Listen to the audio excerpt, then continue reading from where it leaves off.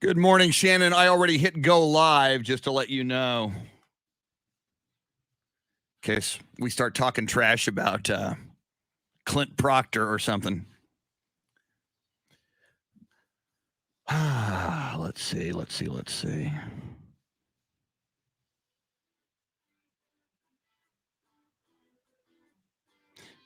Now, what I don't know, let me see if I can.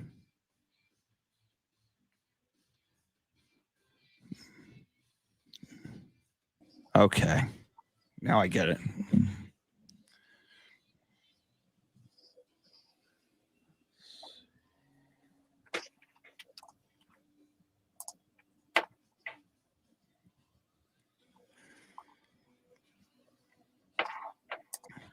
Good morning, Hector Gomez. Welcome in. You're the first person we see this morning on a sad Astros lose, Spurs lose morning. Darn it. But that's the way it goes. Hopefully the Astros get back into the darn thing tonight.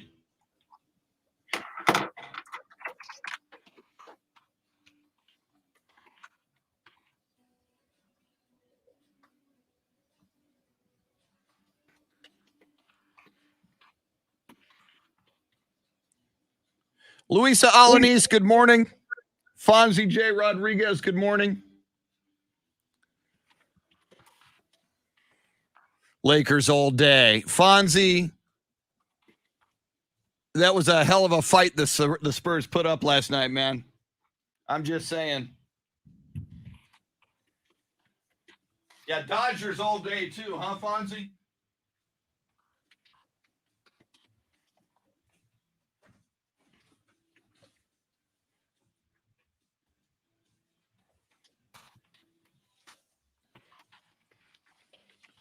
Cody Webb, welcome. Go Braves. Come, Cody, are you from Atlanta? Or do you just have a bad attitude? I didn't know you were from Atlanta, Cody.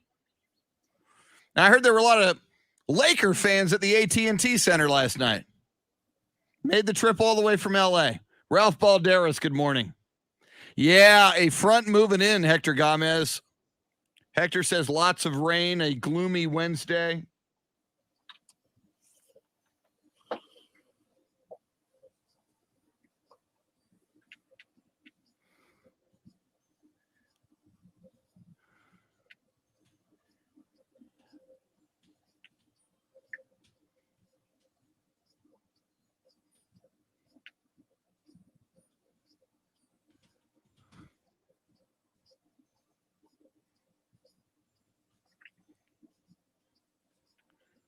Dave Emilio Castanuela, too many missed free throws in regulation. Yes. But 3 games now, and I saw some people really down on the Spurs last night, Spurs fans. Very young Spurs team, played very well in 3 games against 3 very good teams. At Denver, back-to-back against the Milwaukee Bucks, home against the Lakers, and you can say LeBron didn't play, but Anthony Davis, Russell Westbrook, the Lakers still had a very formidable lineup. Tracy Bogert saying don't count the Astros out. Tonight's big. However, Astros won 2 out of 3 on the road at Boston, so you don't want to go down 0-2, though. God. They got to win tonight, man. They got to win tonight.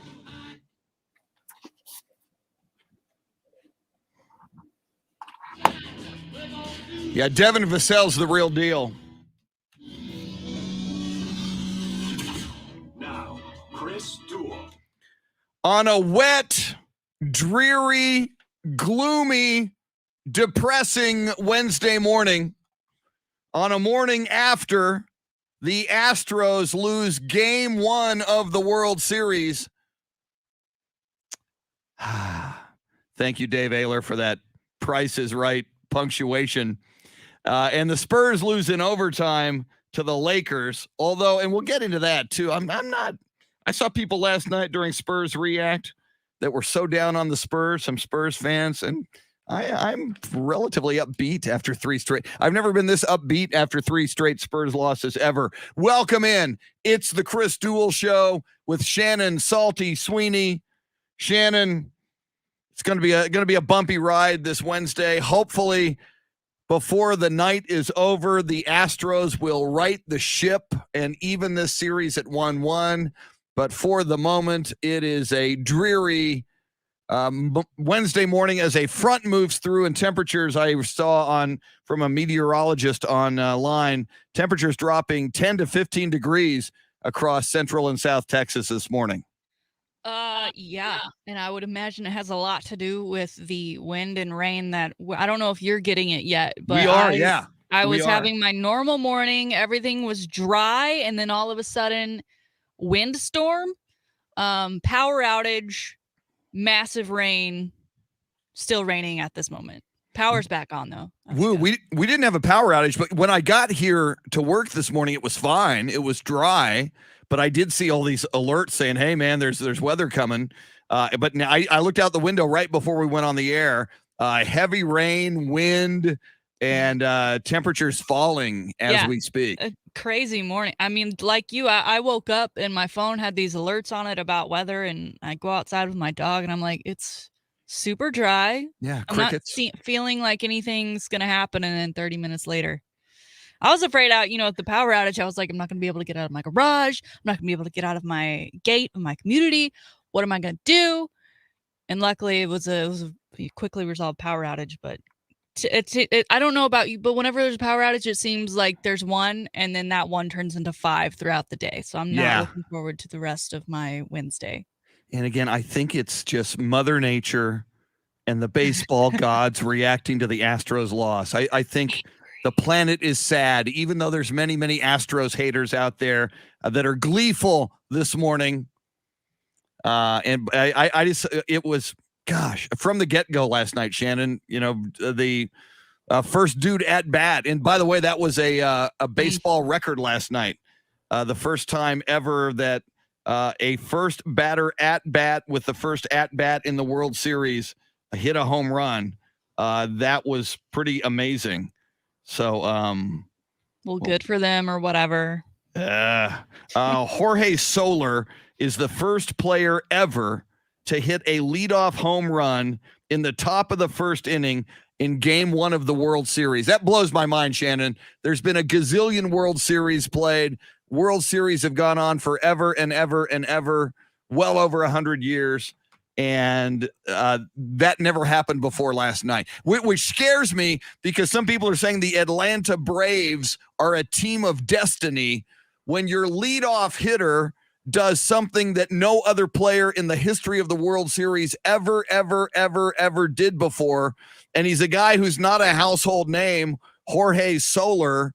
That plays into the narrative that the Atlanta Braves might be a team of destiny. Well, I hope you're wrong. I mean, we all did yesterday predict Astros in 6. And if you know how it works, that means that they will have to lose 2 games. So this is just the first one. This is it. Now, when the game started, I turned it off after 3-0. I was like, I cannot. I cannot. I'd rather go to bed thinking that this is like the Red Sox situation, and then I wake up and then, oh my gosh, we've won. I'd rather that happen. So I went to bed. It did not happen this go around, but another slow start for the Astros doesn't mean they can't turn it around. They've done it before. I still have confidence in this team, but it wasn't great last night. Yeah, and I again two positives. Well, there's a few. But 2 positives jump out at me about the narrative of the Astros can get back into this thing. At Boston, I mean, and you and I, when it was 2-1 Boston in the American League Championship Series, when it seemed like every time we turned around, the Red Sox were hitting a grand slam home run.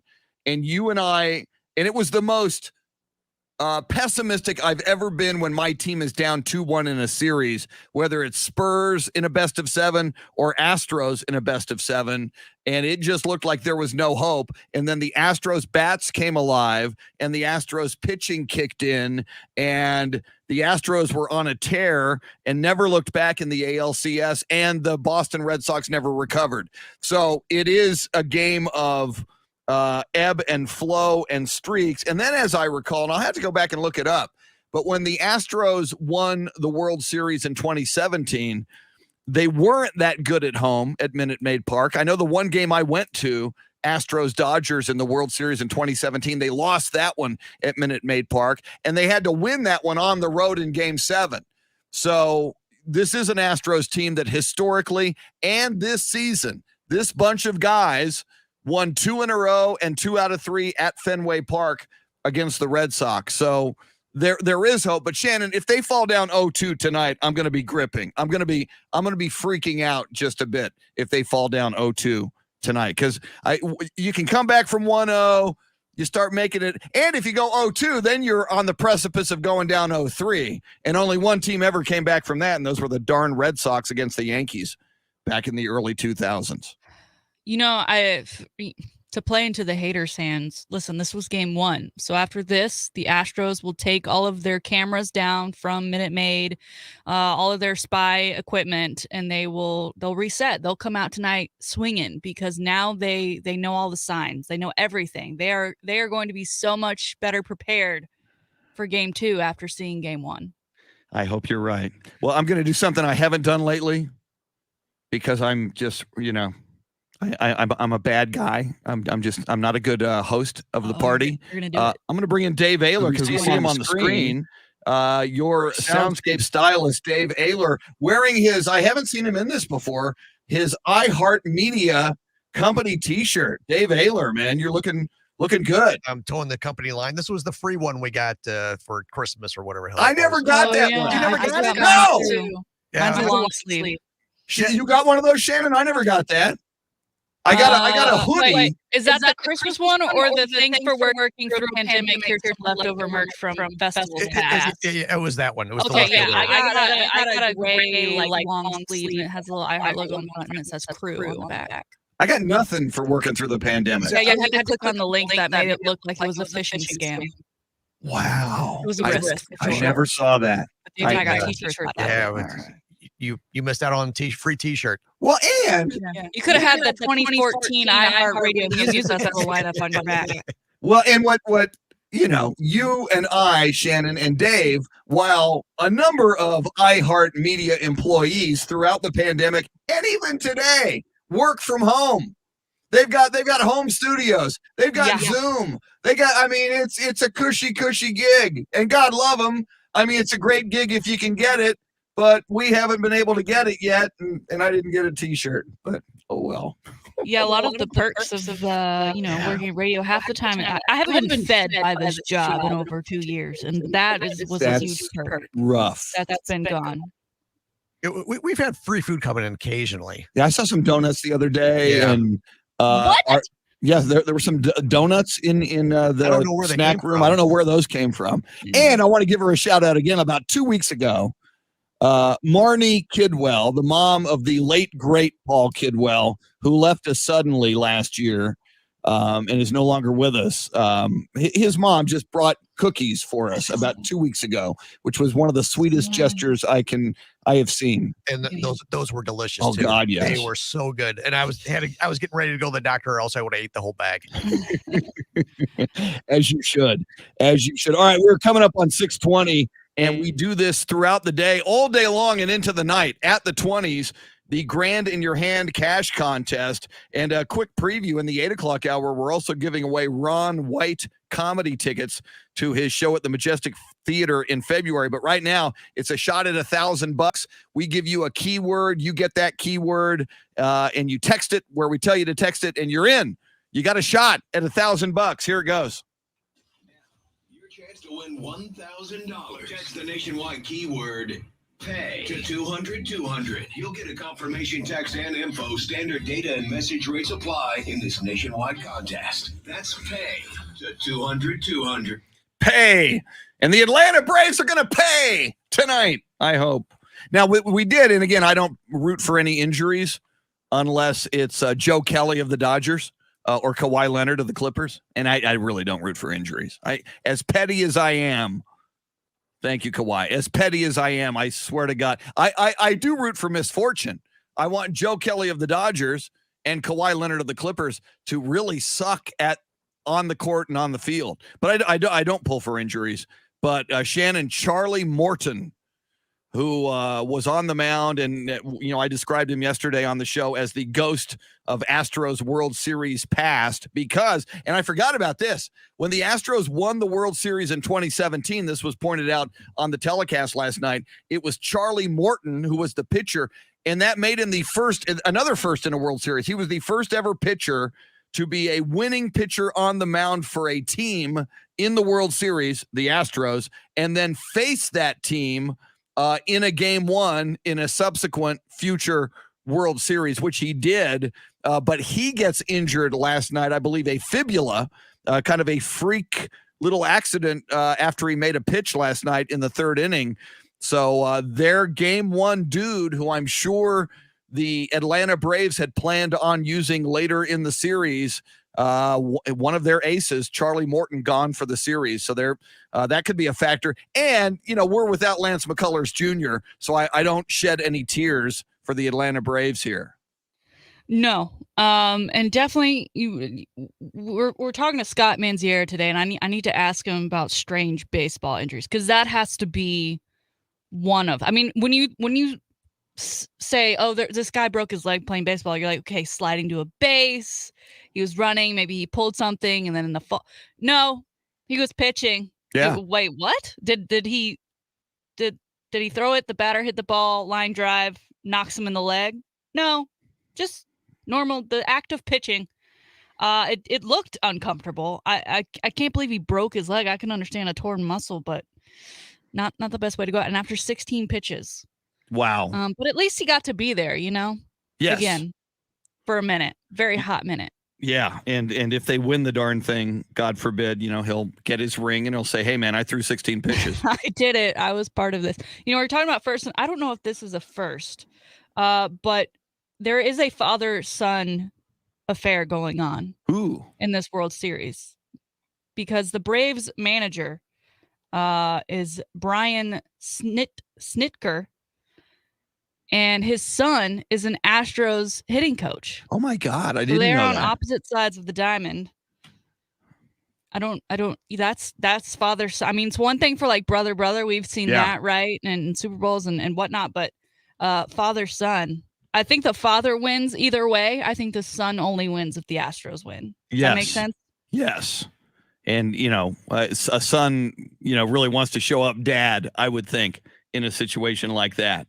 So speaking of Scott Mandziara, and he will join us to talk World Series just after the top of the hour, actually at 7:12, if you want to be absolutely synchronize your watches to it. But I texted him before game one began, Shannon, because I knew he was going to come on and talk some World Series with us. We're going to definitely, if he'll get up early enough, bring Hardball Harge back frequently throughout this World Series. We had him yesterday. We absolutely love him from the Sports Grind, and certainly Austin listeners especially know Hardball Harge very, very well. And for the previous two championship runs and postseason, I've had Harge on the show as well. But I did before the first pitch last night, Shannon, I texted Scott Mandziara. I said, I want your World Series pick. And I said, we all picked Astros in 6, except for Harge, who picked Astros in 5. And Scott Mandziara said Braves in 6. And he said that before game one. So it's not like he saw the results of game one. So I can vouch for him. I've got the timestamp on that communication. If anybody's so one of us is picking Braves. I don't like that at all. I'm not happy about that.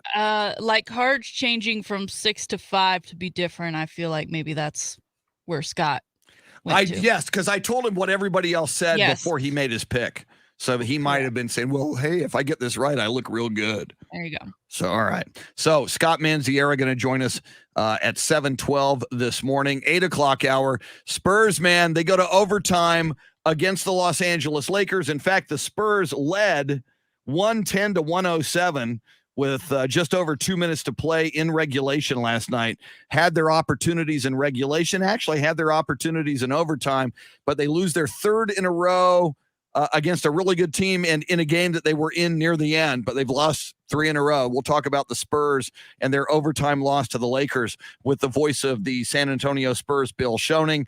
That'll be just after 8 o'clock this morning. As I mentioned, we're giving away Ron White tickets. He's coming to the Majestic Theater in February. We'll give away those tickets in the 8 o'clock hour as well. Shannon's Salty Shakedown, sports history and sports birthdays in the 7 o'clock hour. Coming up next, the high five play of the day. Lots of people joining us on the live video feed, which is going out to YouTube this morning. It's going out to Facebook, AM 1300 The Zone, Ticket 760, Twitter. It's all over the place. Join us on the live video feed if you choose. She is Shannon Salty Sweeney. Dave Ayler making the show go. We're with you till 9 on the Chris Duel Show. Yeah, Fonzie, I don't like Joe Kelly, man. Cody Webb says, I'm not from Atlanta, just a Braves fan. From when I was a kid collecting baseball cards, grew up rooting for Schmaltz, Glavine, Maddox, Gant, McGriff, Lofton, Jones, and Lopez. Plus, I root for Dallas teams. All other teams in Texas are my biggest rival for best in the state. All right, Cody. I'll give it to you. Altuve is struggling, Wes Perkins. Yeah. He needs to get it together. And they got to do it tonight, man. They can't fall down 0-3.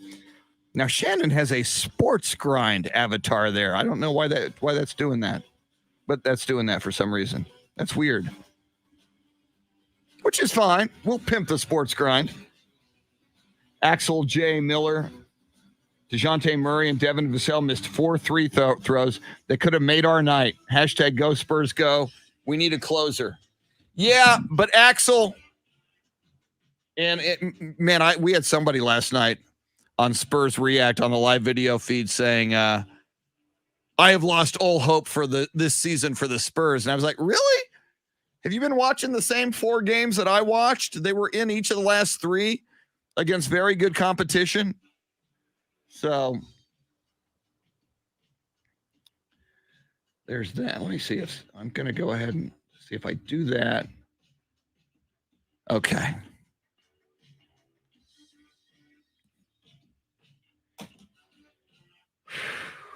Vernon Clifton, welcome in. Let's see who. Axel J. Miller. I'll say hello if I see your name. Hector Gomez, Luisa Alanis, Fonzie J. Rodriguez, Ralph Balderas, who won Ron White tickets yesterday. Hector Gomez. Jennifer. Jennifer says Astros had lots of opportunities and couldn't score. Hopefully tonight they figure it out. Yeah. Jennifer Frizzell. In middle, Zaludek, perhaps. Forgive me if I mispronounce. I mispronounce everybody's name. I mispronounce Smith and Jones. So it ain't you, it's me. Dave Emilio Castanuela. Tracy Bogert. Clint Proctor. Steve DeRocco, the original Rock, and a San Antonio polar bear. He loves this weather because he wants to go swimming in it. John Williams from Dallas. Foamfoot 420 is back. Yeah, Foamfoot 420. We had issues with our feed, but we're up and running. So here we are. Hopefully. And the bill is paid for the next year. So hopefully we'll be on YouTube from now on. Carl Fisher, good morning.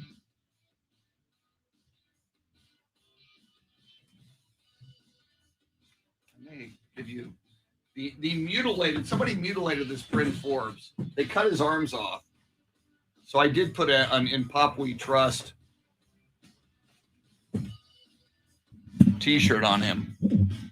So there's that. All right. Beth Settle. Good morning, Beth Settle. You were up early. All right, I'm going to heat up some coffee. I better hurry or I'm going to run out of time. Where'd my coffee go?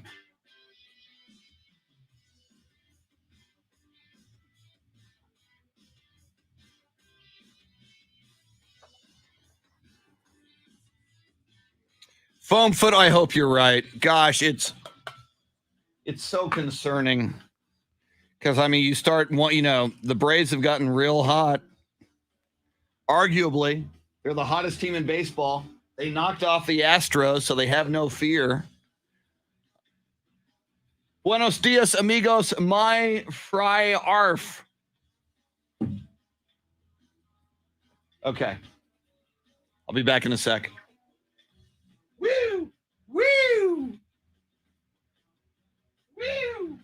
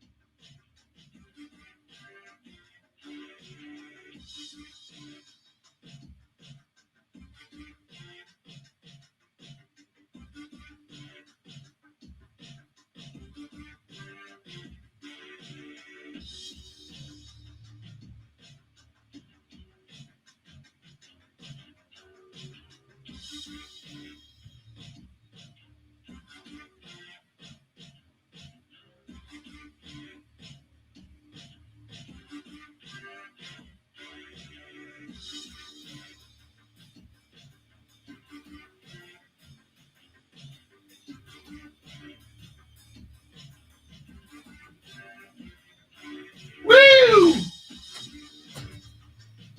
Woo! Woo! Jason Paniagua. Foamfoot says Astros got to stop looking on 2 strikes and swing the damn bat. I like that.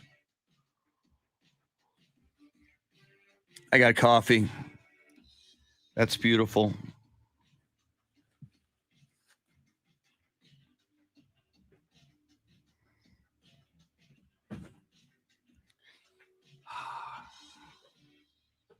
Thank you, Brent Forbes. Thanks for being here.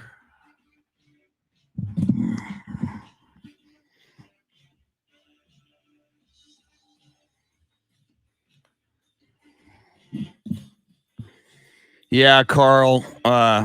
Unfortunate for Charlie Morton. Don Holding says, unfortunately, the Astros may indeed be facing the best team in baseball. Yeah, right now, you look at those 88 wins, Don, and Don, by the way, is Haas Holding. We've had him on the show. Great wrestler, professional wrestler, Haas Holding. I mean, at the moment, the Braves are the hottest team in baseball right now. So Astros need to, and part of the beauty of the Astros, they've seen a lot of adversity over the years. So hopefully they get it together tonight.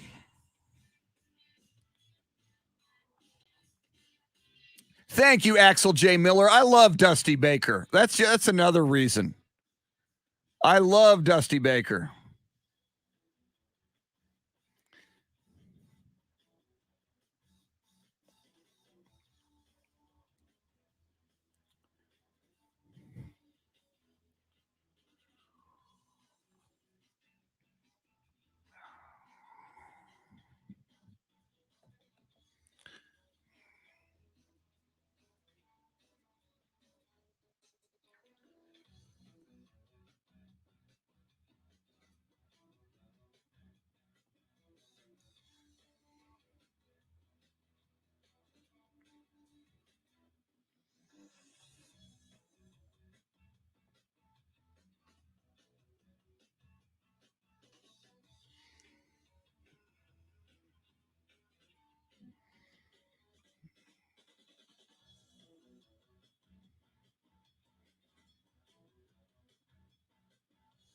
Here we come.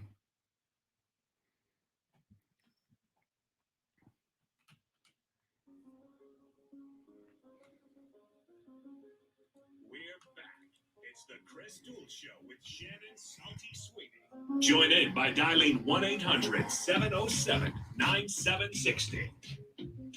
And that's right. We do take your phone calls at the number you just heard, 800-707-9760. And that's going to be a good number to keep a hold of in the 8 o'clock hour, because right after we're done talking with Bill Schoening, the voice of the San Antonio Spurs, he's going to join us just after 8 o'clock. As soon as we're done talking with Bill, and in the middle of talking with Bill, we'll do another grand in your hand cash contest. We do that on the 20s, but we do have Ron White tickets to give away. Ron White, the great comedian Ron White, coming to the Majestic Theater in San Antonio.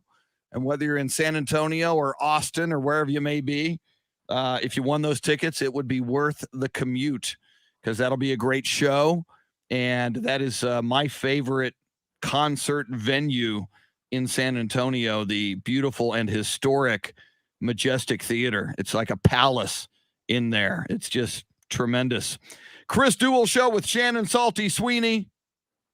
Shannon, have you looked outside since the show started? Is it still dreary out there? I haven't looked outside because I'm in a closet. But it is, we do have like a metal roof. And so when it rains, you can hear it. And I'm not hearing any rain at the moment. So it may be headed all your way. And I know you guys are moving to a new highfalutin studio, but someday. A metal roof at a radio station. Somebody didn't think that through. Yeah, someone was like, yeah. Well, and on top of that, and I don't know if they've always thought we've been leaving for the last 5 years that I've been here, but there's also holes in the roof. And there's like, we have buckets that like, is the bucket, it needs to go in the spot, Like the garage this morning had puddles in it because of holes in that roof. It's just a mess. We need to get out of here. Yeah. It's not good. Well, we will talk more Houston Astros World Series because we must. And by the way, Scott Mandziara going to join us. He is a baseball freak, a baseball analyst, a St. Louis broadcaster. He used to be in San Antonio. He was the voice of the UIW Cardinals for a while, and also worked on this show. So we'll talk about him. We'll talk Deshaun Watson coming up. We will also get into baseball commissioner Rob Manfred is talking about the tomahawk chop when this Atlanta Braves series moves back to Atlanta. And let's see, that'll be Friday, Saturday, Sunday night, assuming there's a game 5. Assuming there's, we were so cocky yesterday, Shannon. I was going, well, if the Astros could just sweep, then there wouldn't be a game 5. Then it wouldn't interfere with the Cowboys and the Vikings on Sunday Night Football. You know, now I'm starting to pray to God that we have a Sunday night game 5 in this series, but it will shift to Atlanta. And the commissioner of baseball says he is deferring to the Native American community in and around Atlanta as to whether or not it is appropriate for the Braves as an organization to be encouraging the tomahawk chop gesture when the World Series moves to Atlanta for Friday, Saturday, and presumably Sunday night. And Shannon, that has kind of turned into a poll question this morning for us. Yep. Should Atlanta Braves fans stop using tomahawk chop gesture? Right now, the no votes are leading the way in this one. Listen, if you do it here, then you got to talk to the Chiefs, you got to talk to Florida State, and you probably got to talk to a ton of other teams and schools and institutions that I'm not even aware of. I don't think there's any, much like kind of like the Eyes of Texas. I don't want to get too into it, but the intent is not, people are making the intent something that it isn't. Yeah. And I think that's where the issue is. Yeah. So I'm good to keep it. Yeah, it's fun. It's whatever, no one is out here with the intention of causing any harm.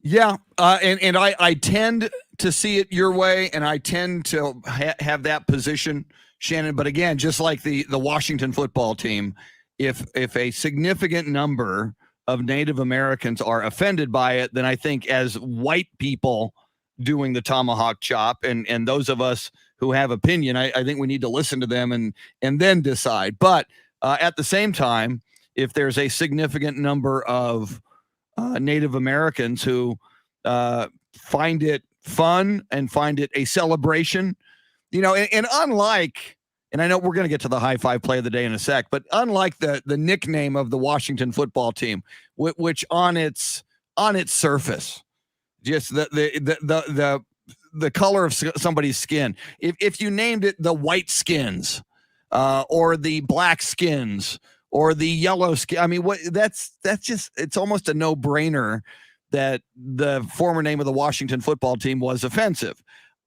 Braves, to me, just like Chiefs, the Kansas City, to me, that is a celebration of Native American tribes, and so there's that. Agreed. We'll head to the Twitters, AM13 on the Zone and Ticket 760, and let us know. And if you have more to say than a yes or no vote, go ahead. Yeah, comment along. And I am especially interested if you are Native American, if you have some Native American blood, if you've got Native American roots, and I am especially am interested in your opinion, and we'll read them on the air. So yeah, either at Ticket 760, at AM 1300 of the Zone, or at Shannon B. Sweeney, or at Chris Duel. I would say at Dave Ayler, but Dave Ayler hates Twitter, so he's not on Twitter. He doesn't hate you. He just hates Twitter. But I do know he would like to see who gets our high five play of the day. So let's do that. It's the high five play of the day, appropriately sponsored by High Five, 2 locations in the Austin area for all your sports, dining, drinking, gaming needs. Big screen TVs everywhere. Food specials, drink specials, great food, great drinks, great games, bowling, laser tag, axe throwing. Look around when you go to High Five. You might see Shannon Salty Sweeney wielding an axe. She likes to do the axe throwing. Shannon, who is deserving of a high five this morning? So about this time a year ago, we gave a high five to Bills fans for donating to a local hospital in the name of Josh Allen's grandmother, who passed away, Patricia. And here we are about a year later, and they have just, this hospital in Buffalo has just unveiled the Patricia Allen Pediatric Recovery Wing. Those Bills fans donated at the time over $1 million. That has since risen to $1.4 million. Over 27,000 fans worldwide contributed to this. So they have honored her and honored the Allen family.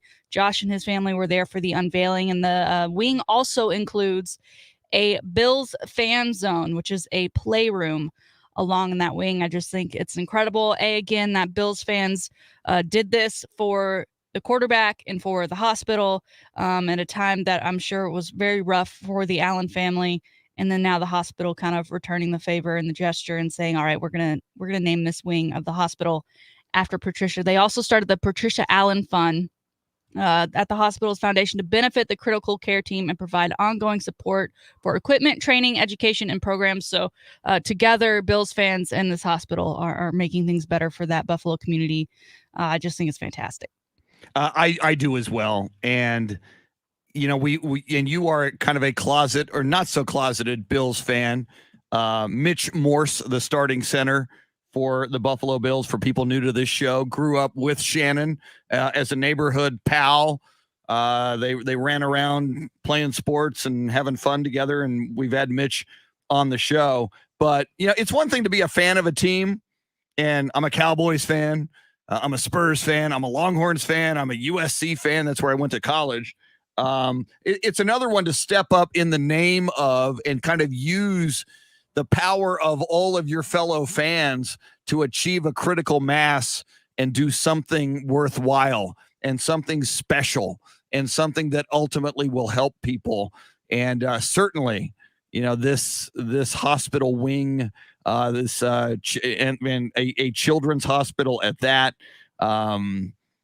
honoring Patricia Allen, the mom of Josh Allen, just very, very cool. And again, and I'm not being at all cynical here in saying this, Shannon, but I think this even goes a long way toward, Josh Allen's going to be a free agent at some point, and he's one of the best quarterbacks in the NFL. And for him to bond with the city of Buffalo the way Jim Kelly did, and stayed there and took them to 4 consecutive Super Bowls. Yep. I'm sure this means a lot to Josh Allen. So I'm sure that wasn't the only reason. I think Bills fans did this for the right reasons, but the side effect that it's also got to be having is I think Josh Allen is further bonding with the community here. I think that's way cool. Yeah, and it's so crazy. You go back to that draft class again with Baker Mayfield and others, and Josh Allen was not seen as the star of that draft class, and now here he is. Statistically, he's been better year in and year out. They're a favorite for the playoffs and possibly a Super Bowl run. And like you said, this could go a long way in recruiting him to stay, depending on what the money looks like. And Buffalo as a place to live, weather conditions, it's not California, it's not Tampa where Tommy went. It's not a hot destination for a lot of folks. And, I think this will go a long way if those other places do come calling. And Josh Allen, where's he from? Yeah, I know he went to he's from Firebaugh, California.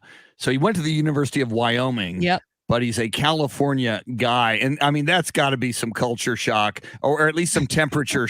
I went to college for 2 years in Colorado. And growing up in San Antonio, Texas, I never knew that snow could hurt you. I had to go to class, and on a snowy day, I always thought snow was like Charlie Brown's Christmas. Schroeder would play the piano, dun-dun-dun, dun-dun-dun, dun-dun. There'd be some nice little snowflakes, and we'd sing Christmas carols.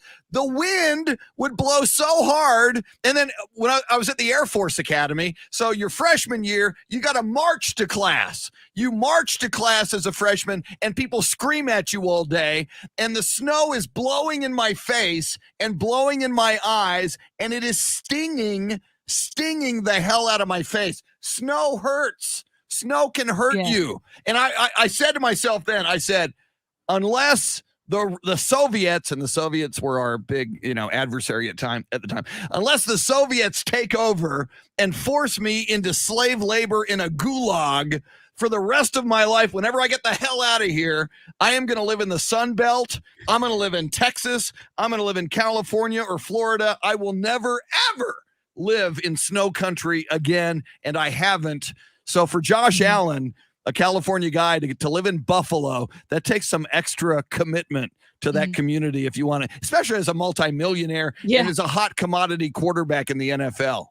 Now I have to ask you, Chris, when you were marching in class, did you go up the hill both ways? What do you mean by both ways? That sounds like come on. Is that a trick question? Old people, they do the back when I was going. I had to march 17 miles to and from. I had to go uphill both ways. Yeah.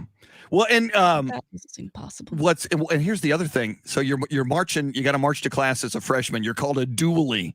at the Air Force Academy, and you're scum. You have not been recognized yet, and all of the upperclassmen and classwomen treat you like crap, can stop you at any moment, correct you, tell you to drop and give them 20, and it happened a lot, and I was kind of a smart ass, so I got even more hell from everybody. So not only do you have to march to class, and there's snow blowing in your face, and it stings, and it's getting in your eyes, and it stings, but you had to march on this. It's called the terrazzo, which is kind of this area at the academy in between the academic buildings. And you're marching on these marble slabs that when it's snowy and icy, you're slipping because you're wearing regulation Air Force dress shoes to go to class because you're in uniform, and you're slipping on this marble terrazzo surface in the winter north of Colorado Springs, Colorado at 7,500 feet.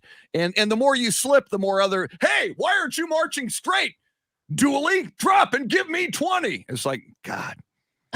You're doing a great job recruiting for the Air Force. I know, yeah. Once you get past the first year, once you're a sophomore, you're considered an upperclassman. And I've never been hurt by snow, but I remember in high school, it was like 40 degrees outside, and we had to go run the mile, and it was also raining.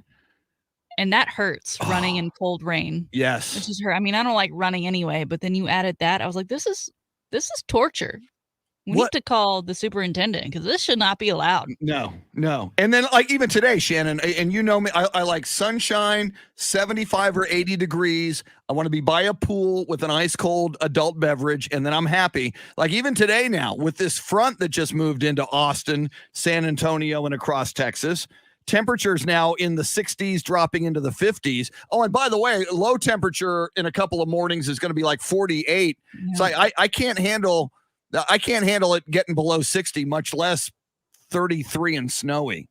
Yeah, so. I don't mind it being darker. I don't mind it being a little bit cooler, but I don't want it to be that cold. I don't want to have to put on a jacket to go outside. If that makes sense. No. All right, coming up, Shannon, in the 7 o'clock hour. Well, we got Scott Mandziara joining us at about 7:12.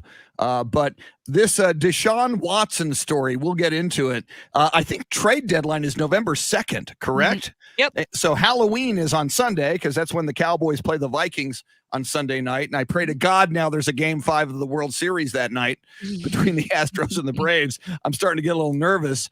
So that means Tuesday's trade deadline. Today's Wednesday, less than a week, 6 days from today. We're going to have some resolution or not regarding Deshaun Watson of the Texans.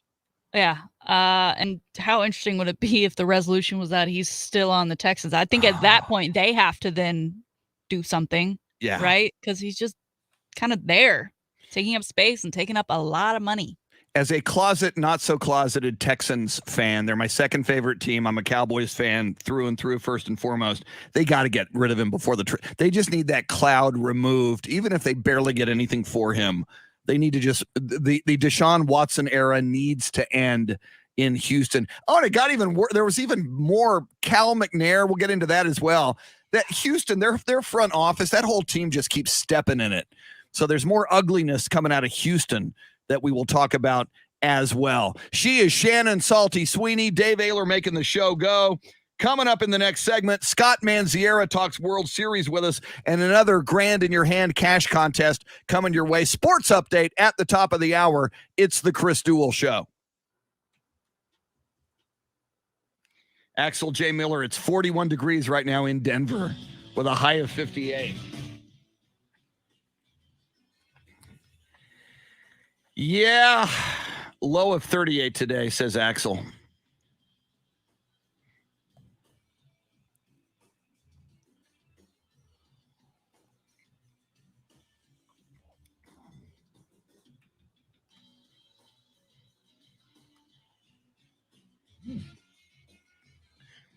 Foamfoot 420 says, hey, Duel, if you like sunshine, 75 to 80 degrees sitting by the pool with a drink weather, maybe you should move to Hawaii with Mike Taylor.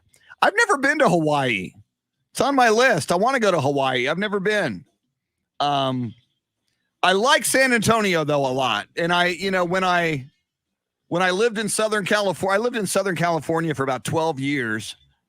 And before that, I was at the Air Force Academy for 2 years. So I was, I came back. That's in the summer of '81, and then transferred to USC. So, so I was kind of gone for like 14 years, and really realized how much I liked Texas and San Antonio. All right. So let's see. Scott Mandziara coming.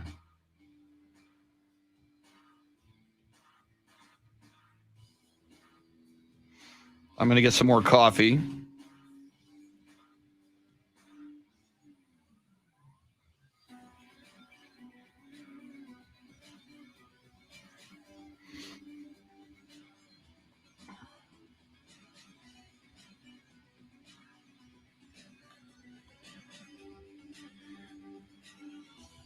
Yep, Foamfoot 420. And those of you who are on Facebook Live, Foamfoot 420 is on YouTube. So I'm reading those comments from YouTube. And so she says, I will never live anywhere but the great state of Texas. You really, I don't know if you've left here for a while, but you really appreciate it when you leave. I'll never forget when I first got to Southern California, like my first week at USC. When you're walking down the street and you pass somebody, I mean, in Texas and in San Antonio, somebody's walking by you on a sidewalk. You go, hey, how you doing? Yeah, you say hi. How you doing? And I would do that in LA. Hey, how you doing? And they were like, what? You try to sell me something? It was just weird. It was weird. It was weird. There's Mike Taylor for you. For your viewing pleasure. Okay. Coffee time.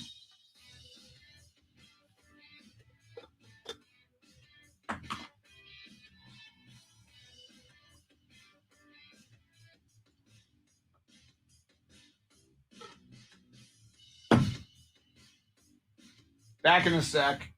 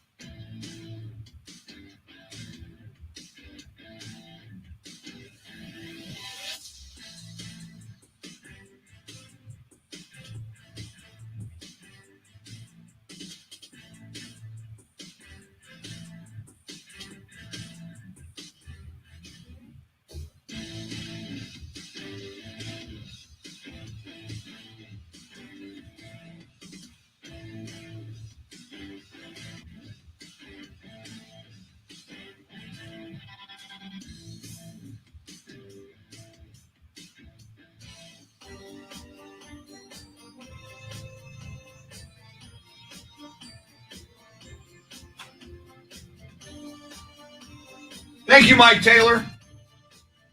Mike Taylor and the Mike Taylor Dancers, ladies and gentlemen.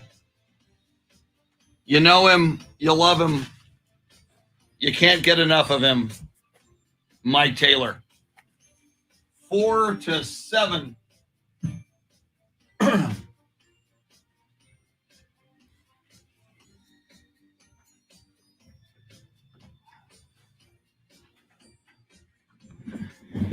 John Williams, why did I leave the Air Force Academy? John, I don't talk about it a lot because it's not a pretty story.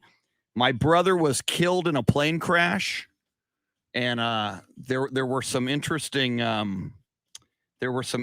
components to his death and the investigation subsequent to his death. And the quick answer, and I'll tell you more someday if we ever talk, but the quick answer is I just kind of lost my. My dad flew in the Air Force. My brother flew in the Air Force, and my dad had already passed away. And after my brother's plane crash, now I didn't realize it then, but looking at it now, I went into like a major depression, and I just kind of lost my taste for the Air Force at that time. So transferred to USC, and the rest is history. But that's the short answer. It's a little bit more involved than that. But, and again, it's not a fun subject, so I don't, on a lighthearted radio broadcast, I don't get into it that much.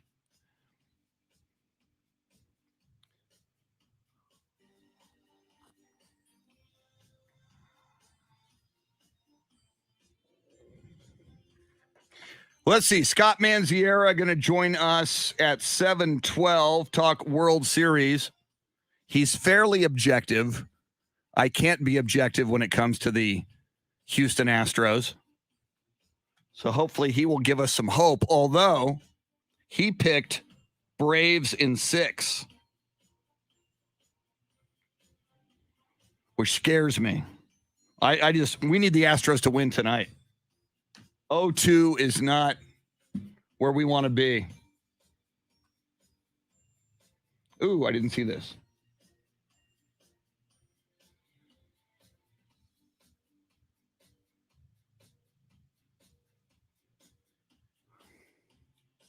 Oh, okay. Let me see if that happens.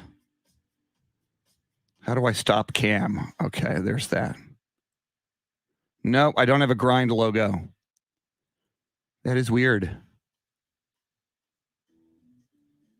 Okay, so now I'm going to do this. And I'm going to do that. And I'm going to do that. Okay.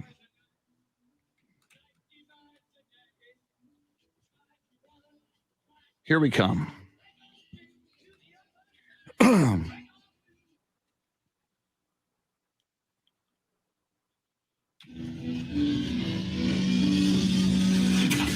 Now, Chris Duel.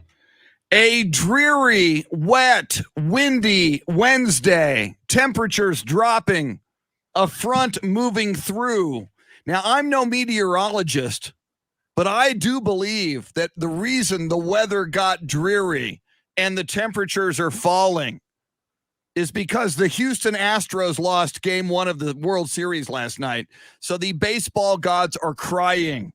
Those raindrops you see outside across Central and South Texas are the tears of the baseball gods, and perhaps even a few tears of basketball gods mixed in as well, as the San Antonio Spurs had multiple opportunities last night to beat the Los Angeles Lakers. They went to overtime. Spurs had chances to win it in regulation. Spurs had chances to win it in overtime, but the Lakers prevailed in overtime over the Spurs, 125-121. We'll dive more into that in the NBA with the voice of the San Antonio Spurs, Bill Schoening, just after 8 o'clock. It's the Chris Duel Show with Shannon, Salty, Sweeney, and Shannon. In a few minutes, we'll talk a little World Series with Scott Mandziara, one of our baseball analysts. He's fairly objective, even though he did, before the series began yesterday, he picked Braves in 6. But I'm hoping that he will give us, and specifically me, some hope for the Houston Astros when we talk a little baseball with him here in a moment. Yeah. definitely hope that he saw something that maybe we didn't, to spark some hope and to maybe feel confident that they will get a win tonight. Because, like you said, going down 0-2 is not how you want to start, especially when you are then headed to the opponent, where we're asking about the tomahawk chop today on our poll question. I mean, that will be loud and clear for Astros when they do head to Atlanta. So want to definitely steal one. It feels like we're going to have to steal one at home with the way they played last night. I mean, the Braves were so great, but they're definitely going to need to get the win tonight.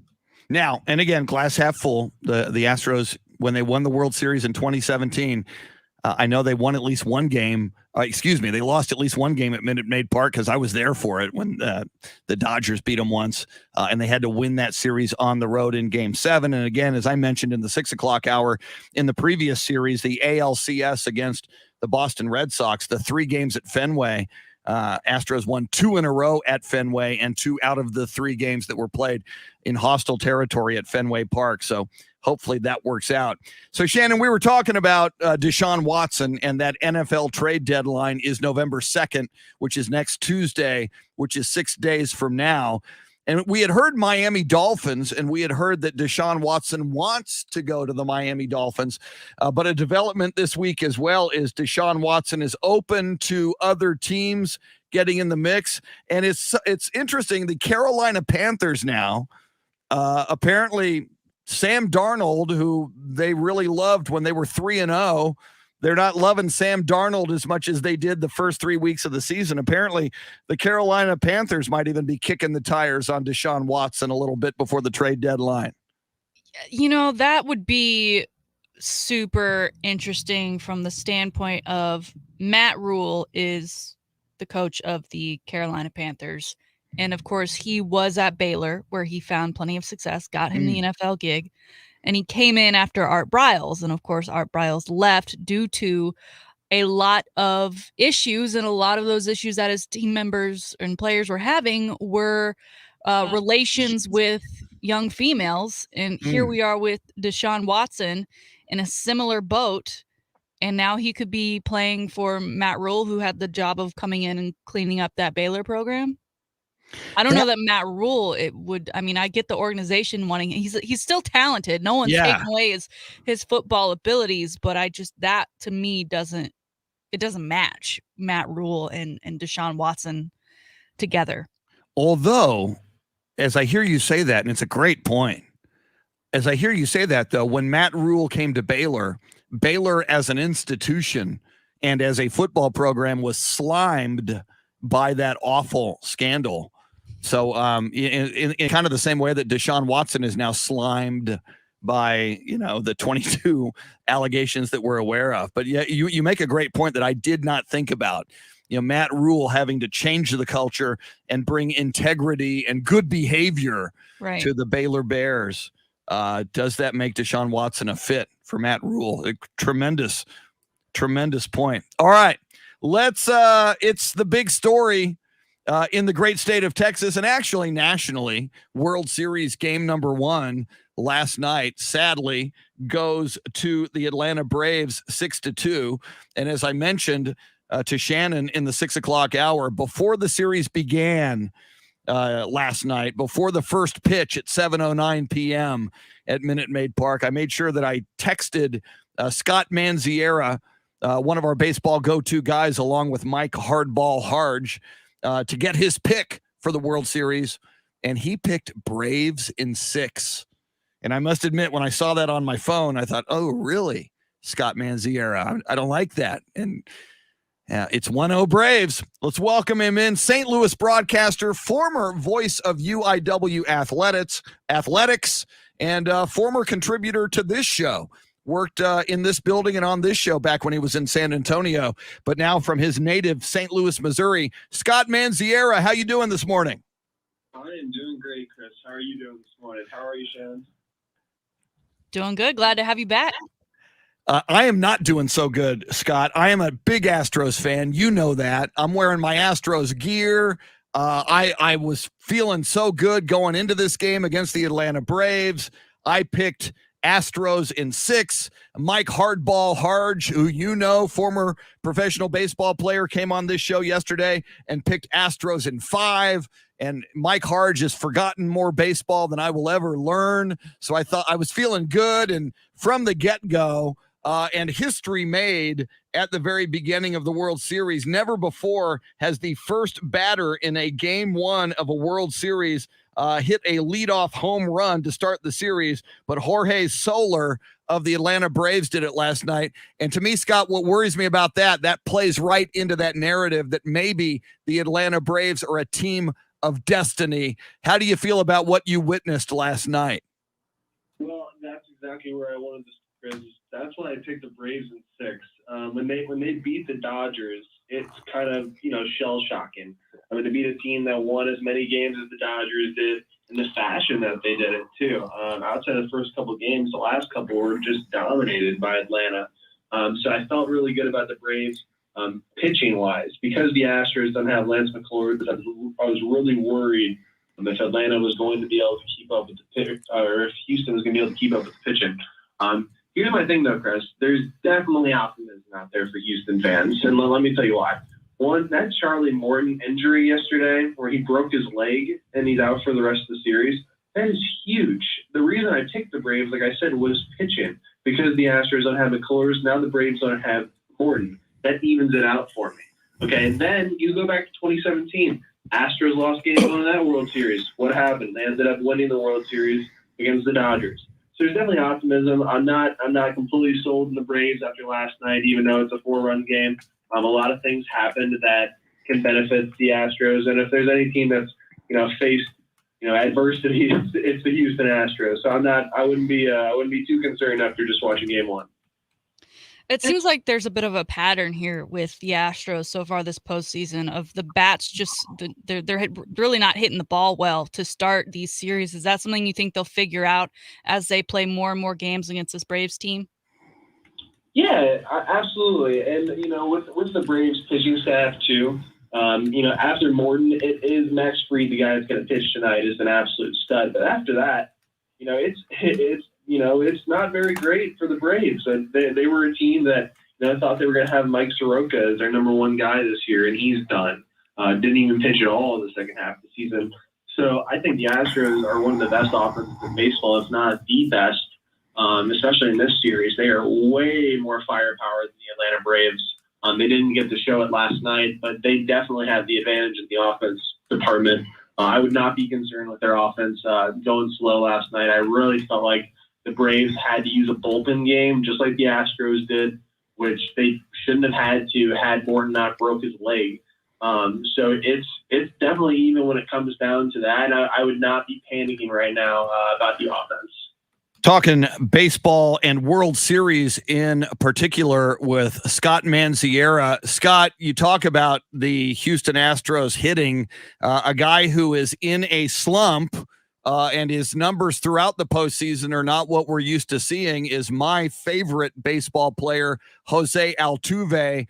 I would assume, just because we've seen so many heroics from Jose Altuve in the postseason over the years, I'm assuming that over the course of this series, he's going to pull out of his slump. But he really seems to, and I'm noticing it more and more, and I know it's one of his traits, but he often really takes a big swing at the first pitch. And a lot of times, he is either grounded out or popped up, or he doesn't look like himself. What are your thoughts on Jose Altuve, and are you confident that in this series, once again, we'll see the Jose Altuve we're accustomed to seeing? Yeah, it's a great point, Chris. That's where I was going to start. They really put a great emphasis on it in the broadcast last night, that Jose Altuve does that a lot. Kyle Tucker does that a lot. And you saw the Braves make an adjustment for the most part to try to throw Altuve, a borderline strike or, nothing hittable in that first pitch. But I think Altuve is going to be fine. Here's what's funny, Chris, and this is why I love baseball so much. In the ALCS, Yordan Alvarez, wins the ALCS MVP, right?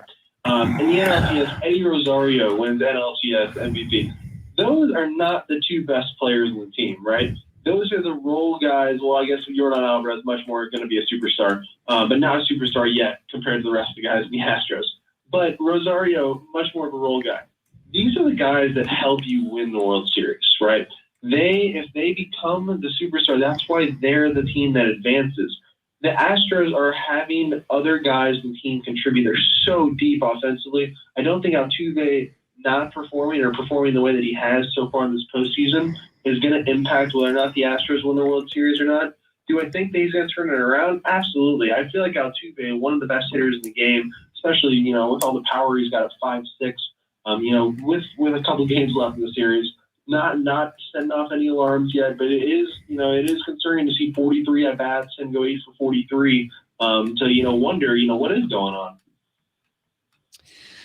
Sam, the Astros making it to the World Series, not a lot of people, or excuse me, I called you Sam, you're Scott.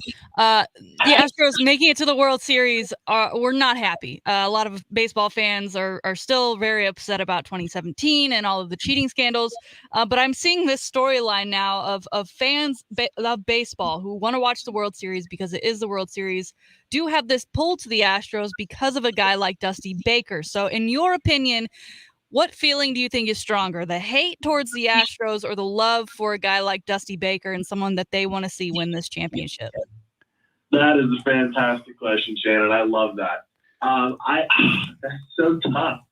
I guess I would have to say that the hate towards the Houston Astros for the cheating scandal. But also, let's remember, guys, Houston Astros fans have been pretty lucky. This is their third World Series since 2017. I mean, it's so fortunate to be a part of a fan base that is able to go to the World Series, 3 times in the last 5 years. That's so lucky. And it's so nice. And I don't mean lucky in a bad way. But for the Atlanta Braves, they have not been here since 99. They haven't won a game once since 96. So I think when you're thinking about a national perspective, everybody loves the underdog story. The Atlanta Braves never were getting picked to be in this World Series, just like the Houston Astros weren't. And I came on the show at the beginning of the postseason and liked the Tampa Bay Rays. So you got two teams that were not, the favorite pick before the series started. And then, you get here. And again, this is so much of why I love baseball. It's so unpredictable. You have no idea what's going to happen and who's going to be the hero. But I definitely think from a national perspective, the Astros cheating scandal is kind of getting, completely dismantled. I mean, look at the way the Astros are hitting, guys. I don't think they're cheating right now.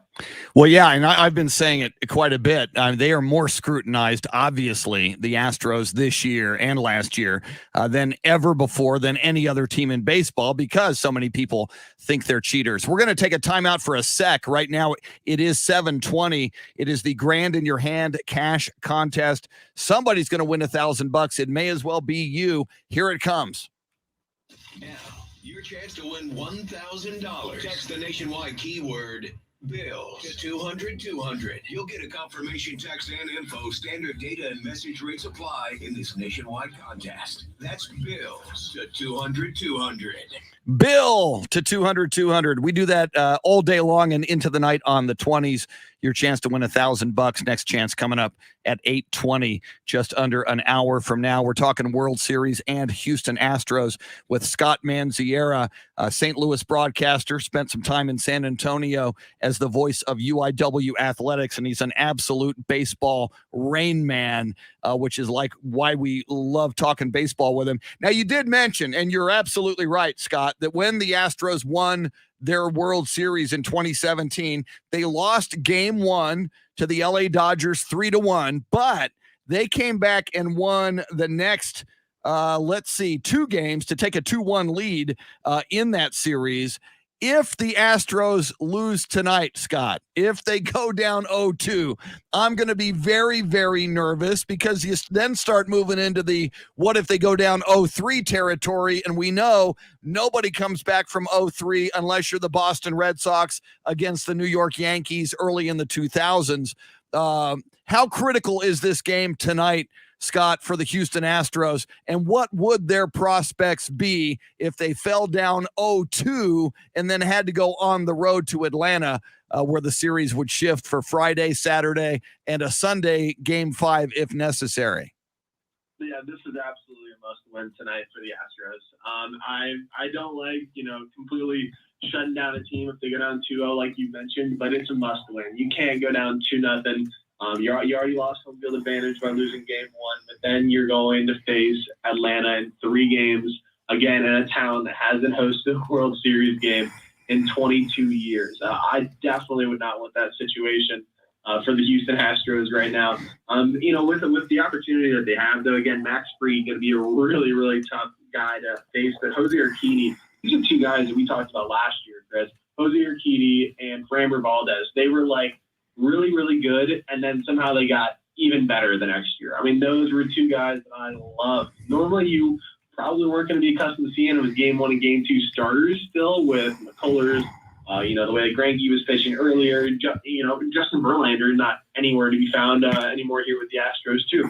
So those are guys that you didn't exactly have shaped up if you want to, but they really came along to be that guy. You hope Urquidy's got a better showing than he had when he was getting some rust off against the Red Sox. But I'm confident in the Astros tonight. I think that it is a do or die game for them. Really, I think this is the biggest game of the series, of course. The morning of November 4th will feel very empty for baseball fans as the World Series will at the latest conclude on November 3rd. I'm seeing reports, though, that December 2nd, they're expecting an MLB work stoppage. It'd be the first in 26 years. What can you tell us about the likelihood of that happening and what effect that might have on the next season?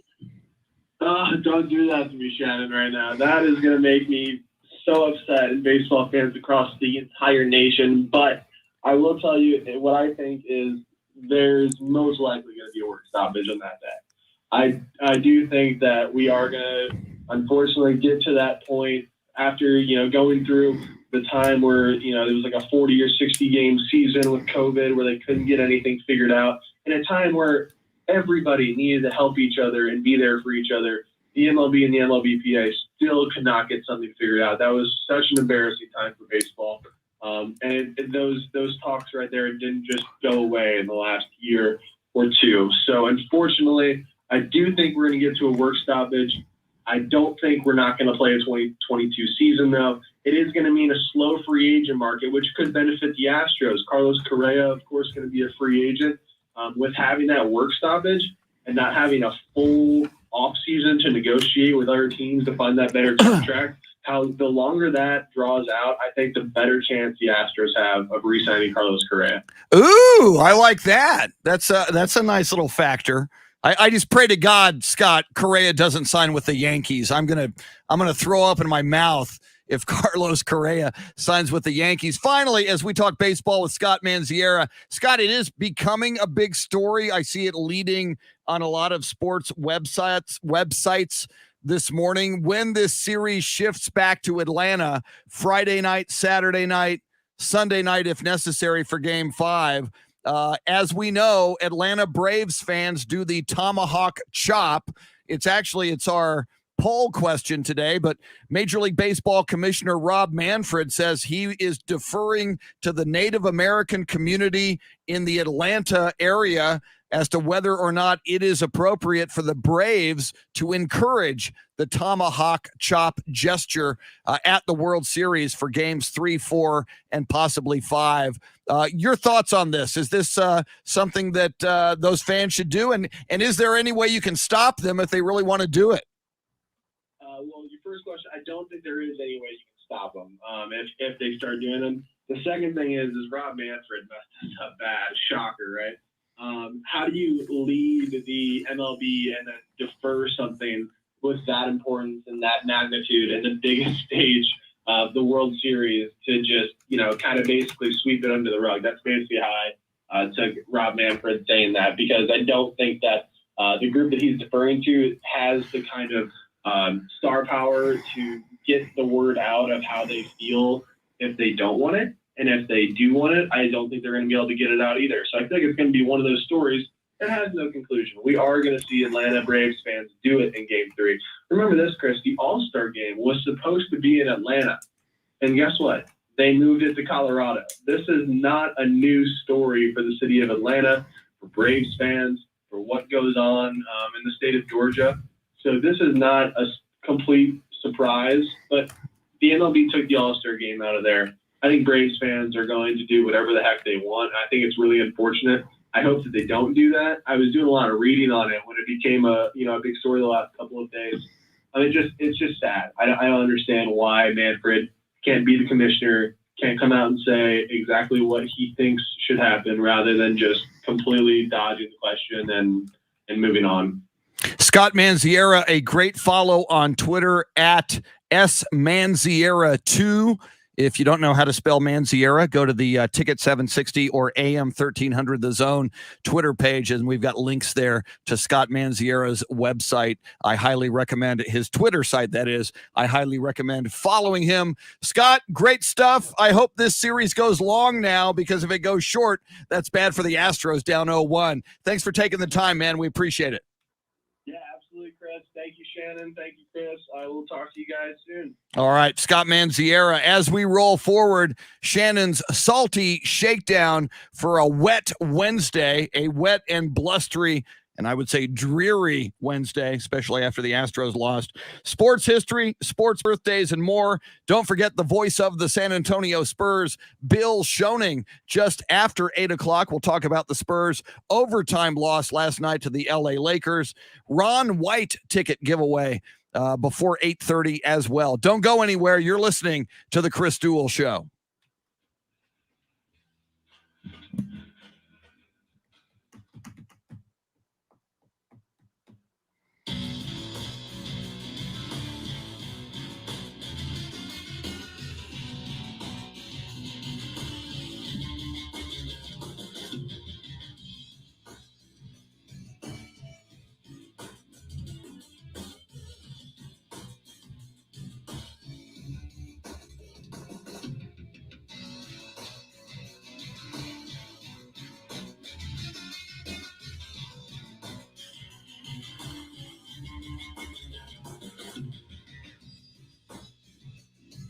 All right.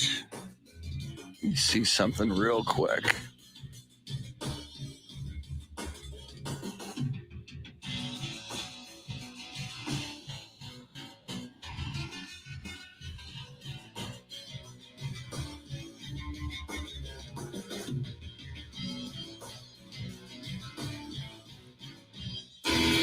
Oh, that's loud.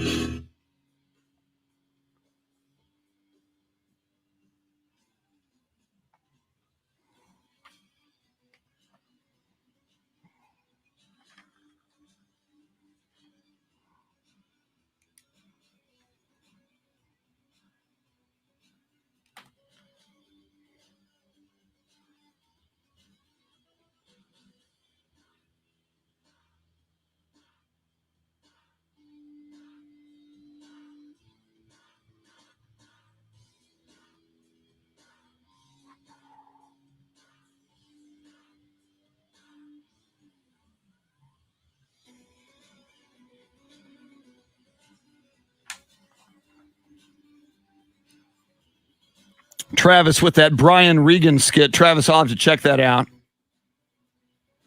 Chris Gonzalez says in 2019, the Astros lost the first 2 games and then won 3 in a row. All right. There's that guy. You can't go down 0-2. I'm just saying.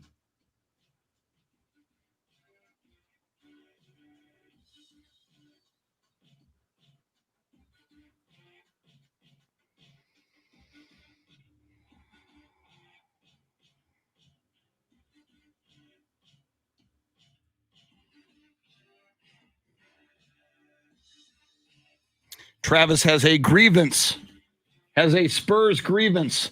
Foamfoot 420 on YouTube says Astros will win tonight 9-3. Write it down.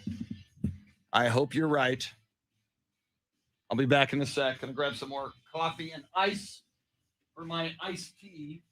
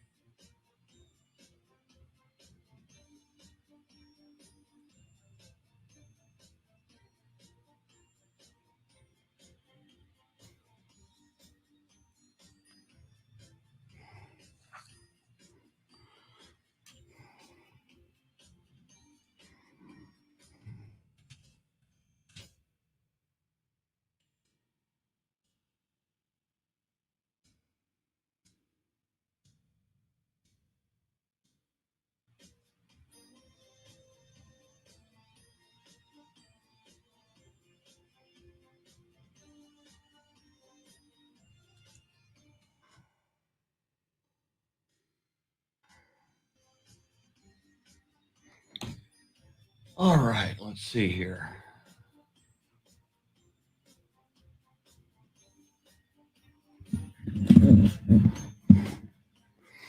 All right, Travis with a long one. Let's see. Travis says, I'm dumbfounded how intoxicated the Spurs fan base is with Popovich and losing. Pop is a great coach, but he doesn't have the same passion and desire to win anymore. He has the mentality of a 12U recreation coach while making millions in the NBA. How do you not call a single timeout down the stretch to draw up a play? Yes, we need development, but come on, man. We need some coaching too.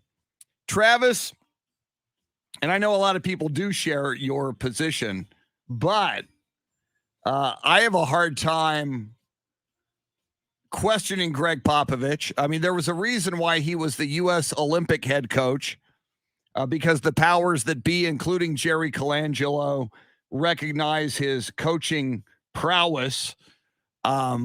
This is the youngest team he's ever coached, and they did not get blown out in any of those games against really good teams. At Denver, home against Milwaukee on a back-to-back after getting in at 2:30 in the morning the night before. And then last night, chances to win the game against the Lakers. Free throws were an issue down the stretch. I think he's teaching that young Spurs team how to figure it out. But, all right, here we come. I think this young Spurs team is already better than we thought they'd be. Let's get back to the Chris Duel Show with Shannon Salty Sweeney.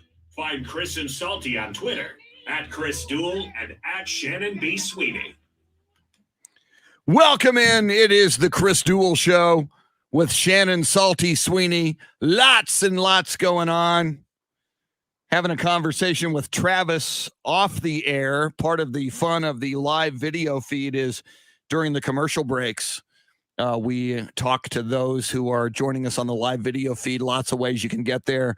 Facebook Live, YouTube, Twitter. Travis saying he is dumbfounded by how intoxicated the Spurs fan base is with Coach Greg Popovich and losing. Wow. I had a few choice words for that. I don't necessarily agree with Travis at all on that comment, but and he goes on. You can read the rest of that comment, and I just responded to it on Facebook Live. I know other people share that sentiment. I don't. We'll talk a lot of Spurs coming up just after the top of the hour. Bill Schoening, the voice of the San Antonio Spurs, is going to join us. Spurs lost last night in overtime to the LA Lakers, 125-121. Spurs had multiple opportunities to take that one. They were up 110-107 with just over 2 minutes remaining in regulation, and they had chances as well down the stretch in the overtime period, and it was 121-121 with 90 seconds left in overtime, and the Lakers pulled away, scored the final 4 points. Spurs missed some key free throws down the stretch in regulation as well. But we'll go deep into Spurs in the NBA with Bill Schoening coming up just after the top of the hour. Also, in that half hour, the next half hour, just after 8 o'clock, another grand in your hand cash contest. And we'll be giving away Ron White tickets. Comedian Ron White coming to the Majestic Theater in San Antonio in February. We got the tickets now. You can get them in your hand without paying for them. And when that time comes, you can go see the concert, which will be a pretty darn good one. In a moment, Shannon's Salty Shakedown. But first, this day, the sports birthdays, and this day in sports history. 1985, October 27th, 1985, Billy Martin is fired by the New York Yankees for the fourth time as manager. They bring him back, they fire him. George Steinbrenner, bring him back, fire him. It went on quite a bit. Fired for the fourth time on this day in 1985. Also on this day in 1985, the Kansas City Royals beat Dave Ayler's St. Louis Cardinals in 7 games. Four games to 3. They wrapped up the series on this day in 1985. Dave Ayler, were you conscious of your beloved Kansas City Royals in 1985? Was little Davey Ayler watching that 7-game World Series? That was called the I-70 World Series, and I was, 15 years old then? So, yes, I was stuck to the TV. Was not happy about it. So you were bummed out on this night in 1985. Yeah, when it came off a bad call in, I think it was Game 6. And they should have bad call on Game 6, and it just carried over to Game 7. Didn't help any. And that's, like you mentioned, the proximity of Kansas City and St. Louis. That must have been a little intense. A little bit of a rivalry going on there. Very, very cool. On this day in 1999, another World Series, the New York Yankees beat the Atlanta Braves in Game 4 at Yankee Stadium to sweep the Braves and retain their title. The MVP was Yankees closer Mariano Rivera, so I like that. That means this day, October 27th, is a bad luck day for the Atlanta Braves. I can live with that. Hopefully that carries over tonight. On this day in 2013, Serena Williams, who Shannon saw in Austin at a restaurant a couple of nights ago. On this day in 2013, Serena Williams won her 4th season-ending tennis title. She beat Li Na of China 2-6, 6-3, 6-0 at the WTA Championship final in Istanbul, Turkey. Finally, on this day in 2019, Tiger Woods scores a wire-to-wire 3-stroke win over Hideki Matsuyama in the inaugural Zozo Championship at Accordia Golf and Country Club to tie Sam Snead's record of 82 PGA victories. Tiger Woods, that guy was pretty good. Will he ever come back and play golf again? We just don't know yet. That's your sports history. How about some sports birthdays? Born on this day in 1928, NFL halfback with the New York Giants from 1951 to 1961, Kyle Rote. Kyle Rote was born in San Antonio, Texas on this day in 1928. He passed away in 2002. He had a son named Kyle Rote Jr., who was quite the soccer player, who was one of the first ever notable American soccer players. In fact, Kyle Rote Jr. won the Superstars competition back in the 70s on ABC's Wide World of Sports. Born on this day in 1956, American golfer Patty Sheehan. She won 6 LPGA major titles. She won the U.S. Open in 1992 and 1994. Patty Sheehan was born in Middlebury, Vermont. Born on this day in 1959, one of Shannon's favorite coaches ever, Rick Carlisle, longtime Mavericks coach until this past year. He's now the Pacers coach, as Jason Kidd is the coach of the Mavericks now. Rick Carlisle, born in 1959 in Ogdensburg, New York. And finally, born on this day in 1984, quarterback at Notre Dame, quarterback for the Cleveland Browns and the Denver Broncos, and the guy who's on the radio just before this show, Brady Quinn, the national show on Fox Sports Radio, 2 pros and a cup of Joe. One of the triumvirate of that show is Brady Quinn, who was born on this day in 1984. Happy birthday, Brady Quinn, Rick Carlisle, Patty Sheehan, and Kyle Rote. Those are your sports birthdays. That's your sports history. And now, ladies and gentlemen, boys and girls, on a dreary, rainy, cold front moving in Wednesday, here it is, your salty shakedown.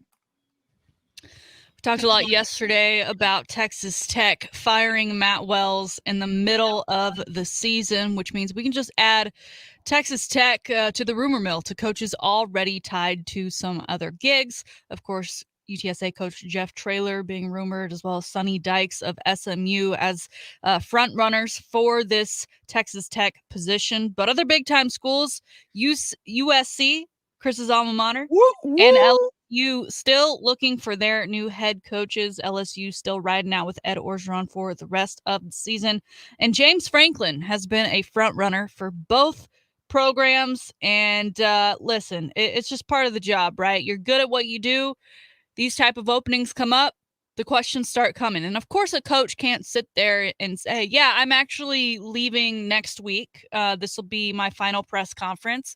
I'm ditching these kids mid-season, or I'm going to ditch them after the end of this year, but I'm not going to tell them, just you, the media. No, it's not going to happen that way. The coach will deny.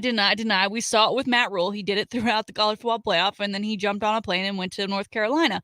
And there's nothing wrong with that, because again, I'd rather have you got to keep the team together. But James Franklin having a hard time denying that he's not going anywhere. And it's not that he's outright denying it. He just he was a little off yesterday in his presser, Chris. Let me read you some of the things that took place. He was asked about the distraction, right? About him being named to be the next coach here, the next coach there. Is he going to leave Penn State? And he said, listen, our focus is on Illinois this week. And he mentioned that twice. And he then said, it's going to be a challenge going on the road to the big house. Chris, I'm sure you, because you are a football freak, can immediately point out the issues with both of those statements. The first one being Illinois. Well, they played them last week and they lost. So he's already forgotten that they played Illinois. It's not who you're playing this week. And then he mentions the big house, which is the home of Michigan. And so some people not used to Penn State, they may think, okay, they're going to the big house. They're going to Michigan. That's who they're. No, they're playing at Ohio State this weekend, Chris. Which James is the Franklin, horseshoe. Yeah. I think at this point, people know that you are leaning towards leaving, whether or not it's to USC, LSU, or another program. I don't know, but it's not a good look, brother. It's not. You need to you got you PR people, whatever, that you need to sharpen your skills. All right. At least know who you're playing in the week ahead. Chris, do you have reaction from this? Man, and he's a big name in college coaching, and you're right. A lot of people covet James Franklin, including USC. He's on. Carson Palmer was on the show with Dan Patrick a couple of mornings ago. I was listening after our show and rattled off a list of a wish list of coaches that USC is interested in. Yeah, not a good look when you don't know your next opponent, when you cite a team you already played and lost to as an upcoming opponent, and when you don't emphatically say, I am happy here. I am the coach of Penn State. I'm not going anywhere. You don't want to lie. Yeah. So I'm focused on the team we just played last weekend. Whoa. Chris. Yeah. Not a good look at all. I agree with you. Now they will play Michigan. They haven't played them yet. So he was right about the big house, but that's not until November 13th. So a little bit ways to go there. And other coaching search news, Mike Tomlin made headlines yesterday. Of course, he is the coach of the Pittsburgh Steelers. They are currently at the bottom of the AFC North at 3-3. And so he was asked yesterday during his presser what he thought about the rumors of him potentially heading to USC. And he was very direct with his answer. Here it is. Guys, I don't have time for that speculation. I mean, that's a joke to me.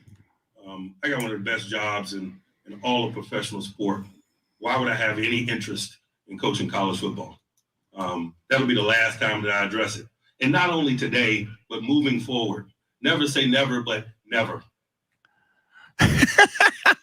Anybody else got any questions about any college jobs? There's not a booster with a big enough blank check. Anyone else? All right. Thank you. Anybody asking Sean Payton about that? Anybody asking Andy Reid about stuff like that? He then got up and walked away. Chris, sounds like one, he's considering USC to be a joke. Two, he thinks he's just fine where he is right now in Pittsburgh, even though, yes, they had a hot start last season going 11-0, but they jumped off a cliff, and now they're at the bottom of their AFC North division. Ridiculous to think that he might actually jump to the college level. Should this be the end of the road for him and the Steelers, or are you take his side in this? Why are you asking me these questions? No one's asking a guy who just went to a Super Bowl and won a Super Bowl 2 years ago, and Andy Reid. Well, and first of all, this did start with Carson Palmer on the Dan Patrick show 2 days ago, and Carson Palmer rattled off Mike Tomlin's name along with other coaches on the USC wish list, and he said to Dan, "You've heard that before, haven't you?" And he goes, "No," and he goes, "Whoops." So yeah, then it became a thing. Mike Tomlin is right though. The Pittsburgh Steelers ownership, as you know, Shannon, very loyal to their head coaches, whether it was Chuck Noll back in the day, Bill Cowher, or Mike Tomlin. It is a great job if you get it. And even though it is a bumpy ride right now for Mike Tomlin, I think he's very secure in that job. I agree with him. I thought it was a great press conference moment, and I think he was appropriate in responding the way he did. It'll be interesting to see what happens with Coach Tomlin, and should his name, as more coaching jobs across the country open up, if they continue to, because this is, if I'm that person who asked the question, not feeling great about myself, but talk about clickbait. That audio is gold. Yeah. The coaching search continues for many schools. All right, finally today, I got some news for you, Chris. All right. Tom Brady will apparently be playing football until 2042. This, according to the newest edition of Battlefield, the popular video game, the newest edition entitled Battlefield 2042, which drops November 19th. Yes, it's a hot season for video games. The fall is when all of the games come out. They have a new TV spot with a brand new trailer. And in it features a man walking up to an electronic billboard, and on it is displayed a white-haired 65-year-old Tom Brady in his uniform, and he's won MVP for that season. He'll be 65 in 2042. Can you see it? If anybody can do it, Tom Brady. You give him a good offensive line so he doesn't get hit, and he can probably still throw that football at age 65. I wouldn't rule anything out when it comes to Tom Brady. I've yet to see a comment from Tom Brady on this, but originally he was going to do 45, and now he's thinking even longer, right? Wow. Yeah. Oh gosh, it's where the youth move. Us youths can't move up in the workforce when people like Tom Brady just won't ever leave. You got to embrace it though, Shannon. It's such a fluke. He's such a freak of nature. You just got to ride the wave and enjoy it. Yeah. Well, if you're a Battlefield player, just be on the lookout for the 65-year-old white-haired. They also had him, I guess, to accentuate the fact that he was old and to add more white hair, he had a full beard going. I don't think I've ever seen Tom Brady with much facial hair past the 5 o'clock shadow. Full beard was quite interesting. You can see that on the interwebs. So we'll be looking out for that trailer. There it is today. Salty Shakedown. Outstanding Salty Shakedown as always. And remember, when Tom Brady's 65, he's going to look 45. Now he's like what, 44 now, and he looks 34 or 30.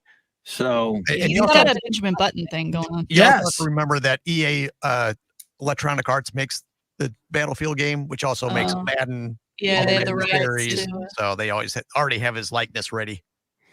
And kudos for the Benjamin Button reference there, Shannon. You just kind of threw that in there, but that was it was kind of interesting. Reference works for a lot. Now that was the one where Brad Pitt goes backwards. Is that right? He starts off as an old in about man. 4 hours. Yeah, and then he gets younger and younger and younger, and obviously there's a love interest who all of a sudden he keeps getting younger, and she's a little bit older, and then she's a lot older than he is. So, all right.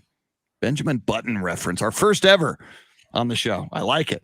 I like it a lot. All right, coming up, we like him a lot. He's one of the best in the business, easily. Bill Schoening, the voice of the San Antonio Spurs. I'm getting some, especially from Travis on the live video feed, I'm getting some blowback, some anti-Greg Popovich, anti-Spurs blowback, which amazes me because this young Spurs team is playing well. They played well at Denver. They played well against the Milwaukee Bucks. They played well in overtime last night against the Lakers. And some Spurs fans say, nope. I'm used to winning. Tim, Tony, Manu. So we'll talk some San Antonio Spurs and more with Bill Schoening coming up. Also in the next half hour, your shot at some Ron White concert tickets and the Grand in Your Hand cash contest. We'll talk Astros, World Series, and more. She's Shannon Salty Sweeney. I'm Chris. Till 9 on the Chris Duel Show. Let's see here. Shannon, I got a quick thing on the private chat for you. I'm going to type it in now. Let's see. Bill.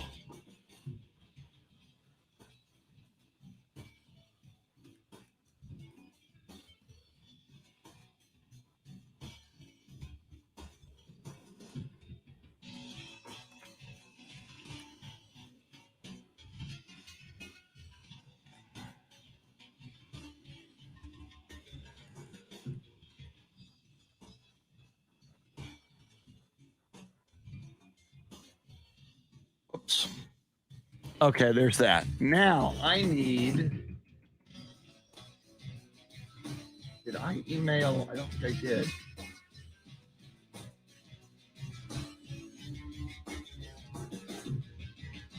Okay. I need to send some spots. Whoa, that's loud. So let's see. That is going to. All right.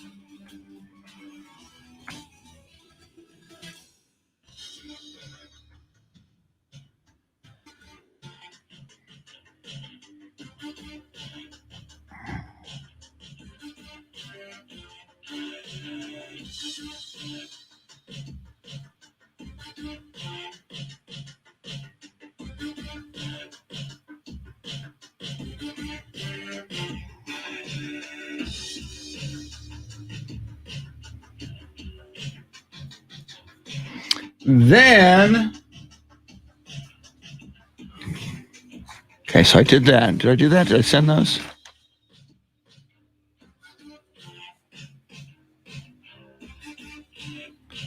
Okay, so there's that. Now I need this.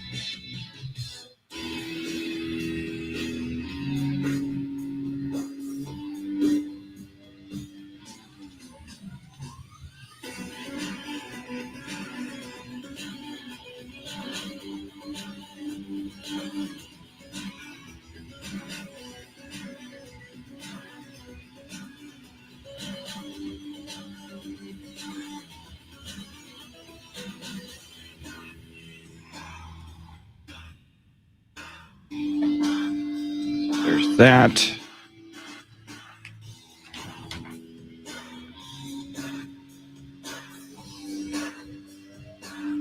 I'm editing some spots here. Let's see.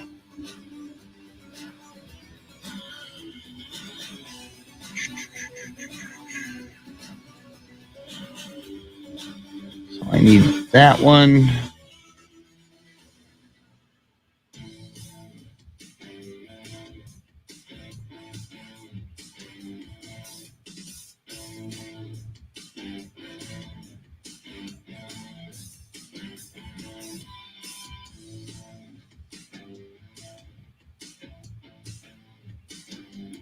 All right, how does that sound?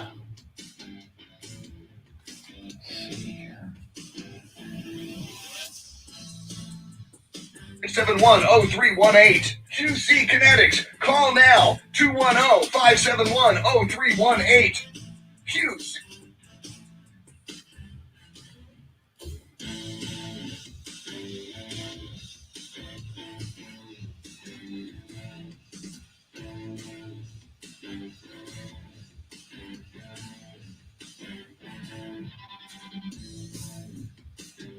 Whoa.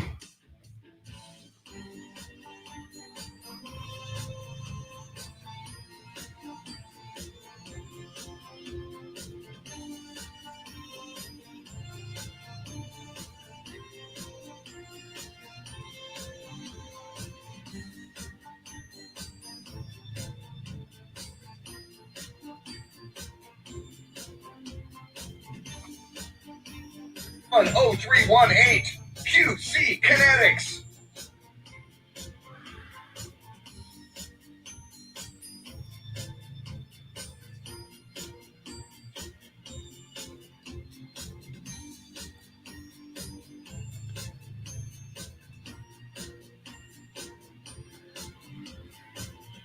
This one is file, save as.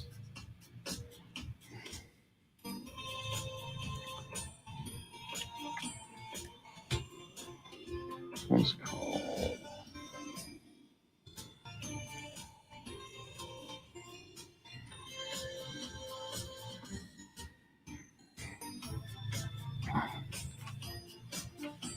Bill's ready.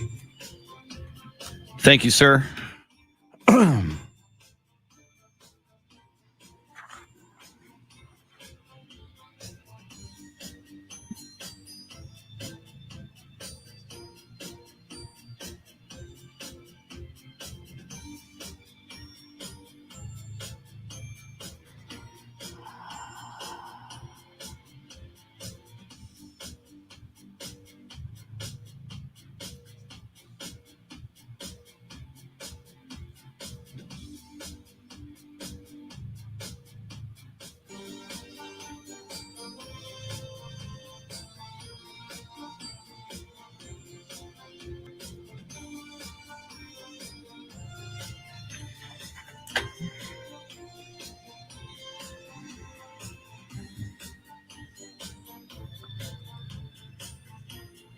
Good morning, Robert.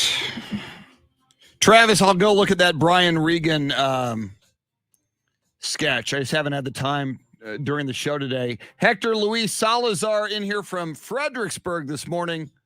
Hello, Hector. Frank Ramirez, Jason Paniagua.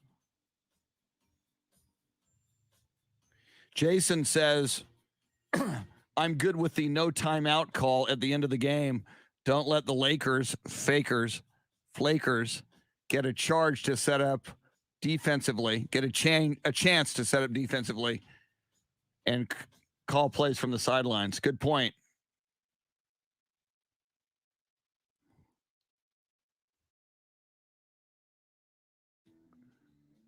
All right. This is the Chris Duel Show.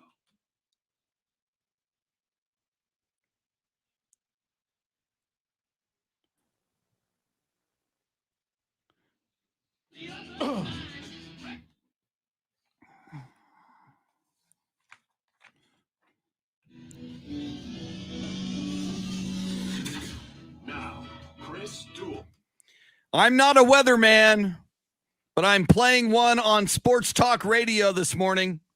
It's the Chris Duel Show with Shannon, Salty, Sweeney. When I was driving to work this morning, it was warm, it was not rainy, and then all of a sudden, raindrops start falling on my head. And I'm no BJ Thomas, who made that song famous, but I do believe that the change in the weather from nice and mild to dreary is because not only did the Houston Astros lose game number 1 last night of the World Series 6-2 to the Atlanta Braves. They go at it again tonight, 7:09, first pitch, game 2, Minute Maid Park. But also our beloved San Antonio Spurs fall in overtime to the Los Angeles Lakers, 125-121. So those are not raindrops falling on my head, falling on your head.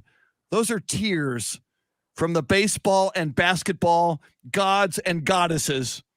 I can't prove it, but I feel it.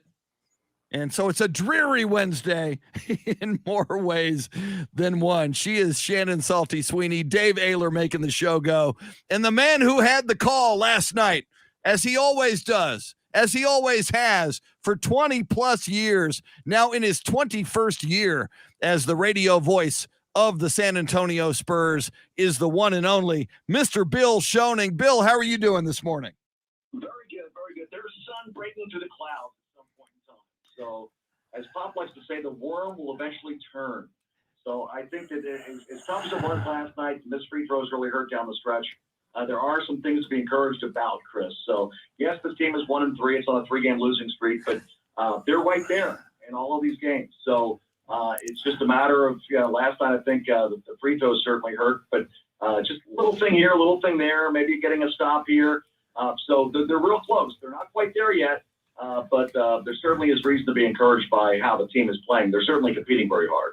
And Bill, I don't think I've ever, you mentioned it's a 3-game losing streak. And you know me, I've been a Spurs fan since they came to town in 1973. Yes, I'm that old. Get off my lawn.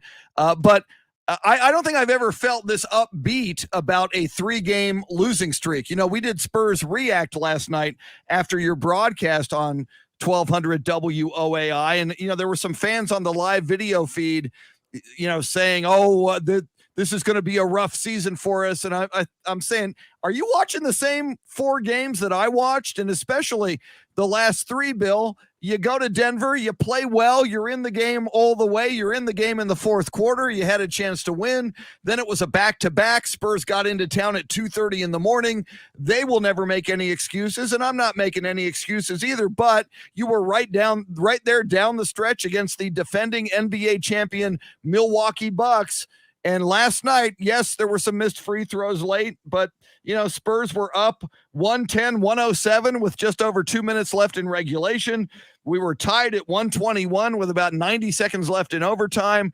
They could have won any of these last 3 games, if not a couple of them, if not all 3, if the ball would have bounced here or there. Bill, I think just looking at these 4 games, and I know it's a small snapshot, but this young Spurs team, the youngest team Greg Popovich has ever coached, they're better than I thought they'd be 4 games in.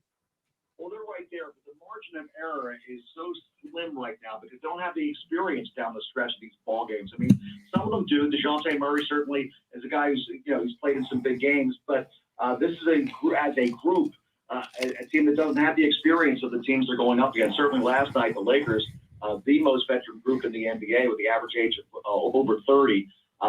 Knew how to play down the stretch, and they were able to get some baskets and win the ball game. But again, once this team gets this experience, starts to get a win or two, I think that once they learn how to win these tight games down the stretch, then the future will be much brighter. The future is bright anyway. I think that the way they're playing together, the way they share the basketballs. Look at the stats just a little while ago, Chris, and they had 33 assists last night. So on their 48 made field goals, that means they're moving the ball very well. They're getting the ball up the floor. They certainly set the pace last night in terms of up-tempo. They had 29 fast break points last night. So even though some of these games are losses, there is so much to be encouraged about, and they're playing the way that they said that they would play. They're not hitting the threes as consistently as they'd like, but they're taking threes. They're 13 for 36 last night. And, of course, Doug McDermott didn't play most of the second half because they had sore knee. Again, no excuses, but they're just showing signs of being right there. It's just a matter of getting over the hump. I'm curious whether or not last night's game against the Lakers and Spurs, with the Lakers being so old and the Spurs being so young, if that's one of the biggest age gap differences just in median age.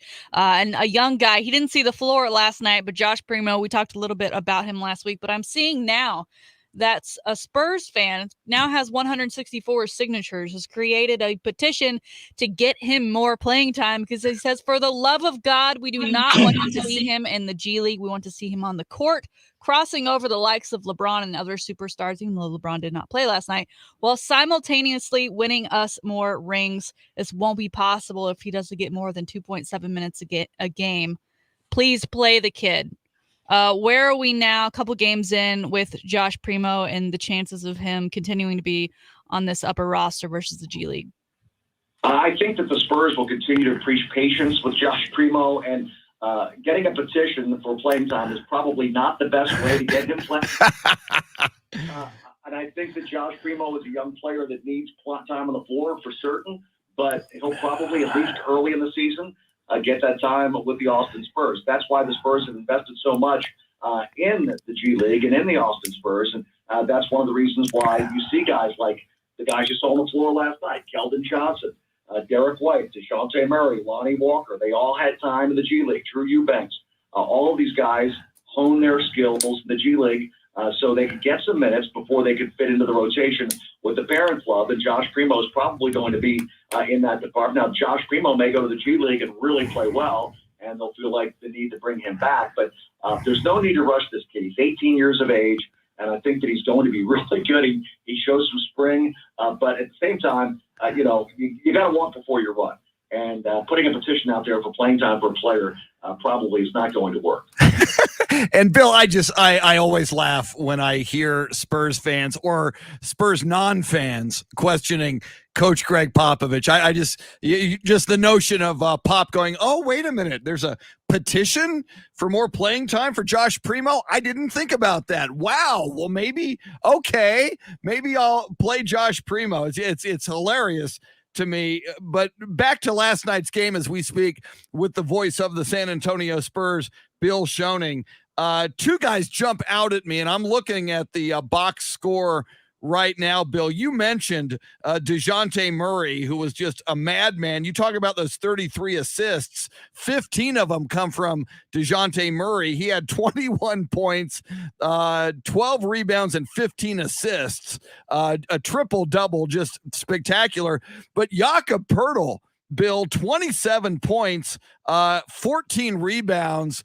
A lot of people forget Jakob Poeltl originally was a lottery pick for the Toronto Raptors back in the day. I mean, he came into the league with a lot of talent and a lot of potential. And I never really thought I'd see the day when Jakob Poeltl explodes for 27 points to lead the Spurs in scoring. He's really on the same page right now with DeJounte Murray. A lot of those assists for Murray were to Jakob Poeltl inside. And, he's not a guy that's got a great outside shot. He's going to take all of his shots from inside 14 feet. But I think he's really learning how to play with DeJounte. They're playing off each other very well. Jakob also has been a better passer through the early part of the season. He had his hands full with Anthony Davis defensively last night. There's no question about that. But he challenged a lot of those shots. Anthony Davis got some offensive rebounds and was able to get some putbacks. And Anthony Davis had a huge game last night. There's no question, 35 and 17. But he's really competing hard. He's playing hard. He's playing very well at both ends. And he's been very good this season. There's no question about that. And I think he'll continue to get better. Unfortunately, he missed some free throws down the stretch as the rest of the team did. And that was really what the difference in the ballgame was last night. I think Devin Vassell missed a couple of free throws. DeJounte missed a couple. And Jakob missed a couple. So, when you are in crunch time, you got to make those free throws. But it's that little margin of error that we're talking about. You get over that hump and start winning some of these ball games. And I'm very optimistic. I really like what I'm seeing from these young guys. It's a shame they didn't pull that one out last night. In the span of 18 days, the Spurs and my Mavericks will face each other 3 times. They won't play each other again until the end of the regular season. Game 1 tomorrow in Dallas, 7:30. Porzingis hurts his back last night in their game against Houston. The Mavs currently 2-1. We don't know of his status for tomorrow night's game. But how do you see this one stacking up going into the first game of this matchup this season? It's the I-35 rivalry, Salty. That's what we call it. Of course, the I-10 rivalry with Houston, the I-35 rivalry with Dallas. And I know it's an old adage and it's probably overused, but a lot of times you can throw out the records. I remember back when the Spurs had their championship run in 2014, their first-round matchup was the Dallas Mavericks, and Dallas gave the Spurs everything they wanted and more in that first-round series. And I really think that test that Dallas provided the Spurs in that first-round series was the impetus that they needed to really kind of get going. And so no matter what the records are or the seedings in a playoff series, and this, of course, an early season matchup, it's going to be a really good matchup. And I think that obviously Luka Doncic is the key because he's the guy that makes that whole thing run. So the way the Spurs defend Doncic will be very important tomorrow night. Haven't had a chance to really kind of look at the X's and O's since we just got done last night's game. And I like the coaches do, Chris and Shannon. I take them one at a time. So we'll work on our prep for Dallas, but obviously Dallas has a good roster. They've got some very talented players, but Doncic, as Pop likes to say, is the head of the snake. Absolutely. We're talking hoops with the voice of the San Antonio Spurs, Bill Schoening. Bill, getting a question for you from the live video feed. Roger Salazar joining us on Facebook Live, and he's asking you, as good as the Spurs look with the ball rotation, does Bill think that the lack of a player or the need of a player to step up and be a closer in the fourth quarter is an issue for the Spurs? Bill, I've heard that a few times from Spurs fans. Do they need a guy to emerge as the go-to closer among this roster? I think DeJounte Murray, he took the final shot in regulation, missed an 18-footer, had a really good look. He may be eventually that guy. Maybe eventually it'll be Keldon Johnson. Keldon did not shoot the ball very well last night, so I can see certainly why the ball was in the hands of DeJounte Murray. One of the things Pop did last night, too, is he did not call a timeout down the stretch. He had a timeout to use if they wanted to try to work a play for that last-second shot to win the ballgame at the end of regulation. And he said after the game that really with this young group, he just wants them to play. He wants them to learn how to do this, kind of not on their own completely, but certainly they need to learn to figure it out down the stretch a little bit with his direction, obviously. But I think that there's no all-stars right now on this roster, on this team, where, in the past maybe it was DeMar DeRozan, Kawhi Leonard, Tim Duncan, Monty Ginobili. We had a bunch of different options. And now you've got some guys that are fitting into this new role. So, again, there are no all-stars on this team right now. So it might be by committee, at least right now, and then eventually they'll figure it out. But I think Murray's got the signs of being a really good point guard. I think that Pop even commented last night that he's really trying to figure out who Murray is and taking a step forward in distributing the basketball. We mentioned those 15 assists last night, which is a career high. And obviously he's always been a very good rebounder. He had 12 boards last night. He just missed an open look from 18 feet. He had a good look and did knock it down. All right, iHeartRadio's got deep pockets, Bill. So we got to pause for a moment to give away $1,000. Listen now, it's the keyword. Now, your chance to win $1,000. Text the nationwide keyword EASY to 200-200. You'll get a confirmation text and info. Standard data and message rates apply in this nationwide contest. That's EASY to 200-200. Easy, your 8 o'clock hour today. We will be continuing to give away keywords throughout the rest of the day for your shot at $1,000. And Bill, it used to be easy for Spurs fans, right? I mean, they had the big three. It felt like every year was how many games is it going to take for us to win the championship out of 7? Because we're going to be on our way. Now, not so much anymore. Completely different look of the team. Coach Pop, very seasoned, but seems to be on the other side of things now, with fans putting a lot of blame on the recent struggles onto him. Your thoughts on that now that the season has started? Because honestly, I haven't heard as much during the start of the season as I did going into the off season just a few months ago. Well, when they went into the season, Shannon, it was quite clear that they were going to go with youth, and they have done that. A lot of seasoned veterans are elsewhere. You bet, Roger. Rudy Gay, LaMarcus Aldridge, who of course left late in the season last year, DeMar DeRozan, Patty Mills, they're all elsewhere. So you've got this young group, and I'm not sure if, Spurs fans' expectations are perhaps too high for this group. This is a young team that needs to come together. And again, they're competing very hard. They're doing a lot of good things. They're making some mistakes, but they're youthful mistakes. And I think that they'll get better as the season goes on. Right now, they're in a very tough stretch because they've got a gauntlet here early in the season. And as Chris mentioned earlier, that they've had a chance to win all three of these games. They won the opening night over a young Orlando team that probably won't be competing for a playoff spot. But I'm encouraged. I really am. I don't understand why people be critical of the coach, because this is an organizational movement to go young and to try to build the core with these young players. Yeah, and I don't get it either, Bill. And, Spurs fans who are critical, I just don't think they're seeing the big picture and realizing, where this young team is and where it's going and how good it is and can be. And again, my head almost explodes anytime anybody's critical of Greg Popovich after all he's done for the game of basketball, Olympic-wise and Spurs-wise and elsewhere. I got to ask you this, though, Bill, because not only did you and I talk about this on pregame last night, but a lot of people mentioned it to me on social media. Some people even brought it up on Spurs React last night. Once again, when the Lakers come to town, a lot of purple and yellow jerseys at the AT&T Center last night, and apparently even a lot of cheers to be heard for the Lakers at the AT&T Center. And Bill, I got to believe that not all of those Laker fans hopped on airplanes from Los Angeles to come to the AT&T Center. Why do you think, and again, this is what drives me crazy, Bill, you live in San Antonio. You've got one of the greatest, winningest, classiest, most character-laden organizations in the history of professional sports, and you're going to go buy a Laker jersey and go represent the Lakers at the AT&T Center. I didn't get this 20 years ago, Bill. I don't get it now. Why do you think this happens and it's so visible in a game like this? I have no idea, to be completely honest. And this is my 21st year with the Spurs. I've been seeing it every year. Last night was probably the most pronounced I've seen it. I mean, it was really loud in there for the Lakers last night. Even Malik Monk, who was a guard for the Lakers, said that it was like a home game for the Lakers. And that's a shame, because there are 5 banners hanging up in the rafters. If the Spurs were a moribund program for a long time, cellar dwellers for 25 years, I could see maybe some local fans saying, well, this team's not good, I'm going to pull for somebody else. Another thing, too, to keep in mind is that the NBA is a star-driven league, Chris. So, therefore, there are Kobe Bryant fans that maybe aren't necessarily Lakers fans, Shaquille O'Neal fans that maybe aren't necessarily Lakers fans.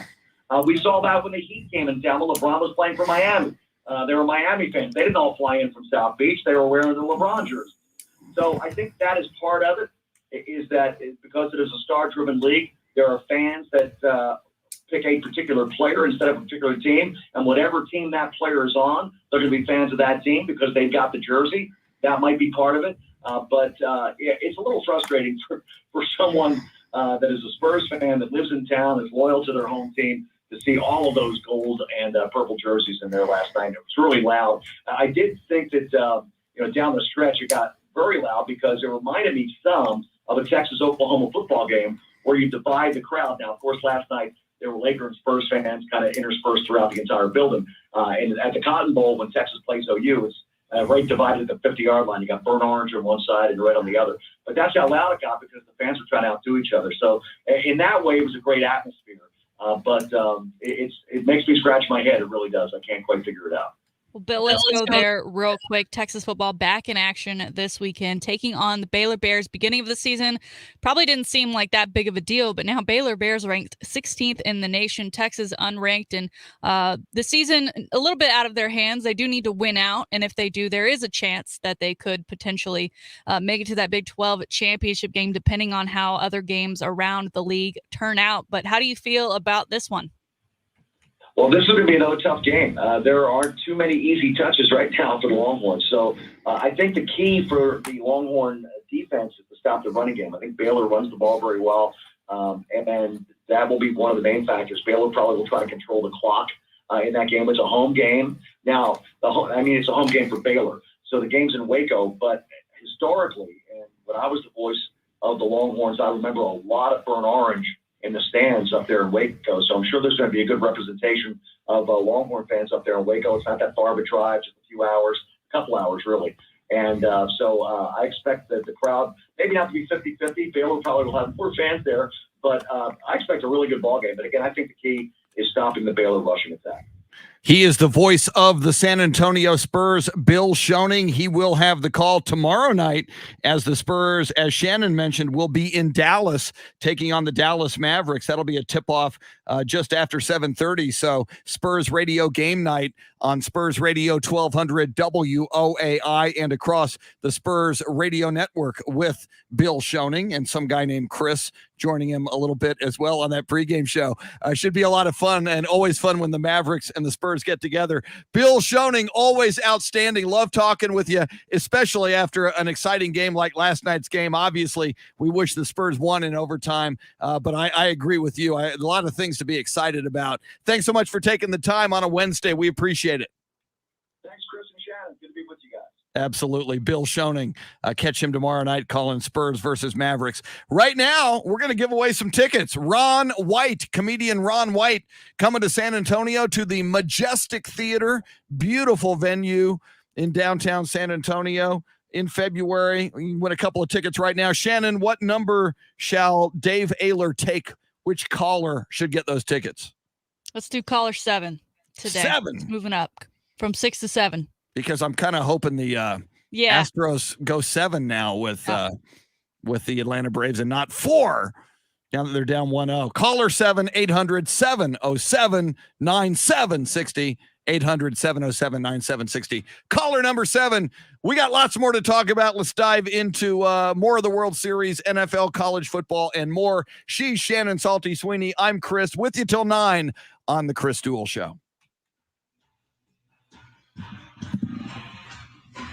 Oh, let's see. I still need. Let's see here.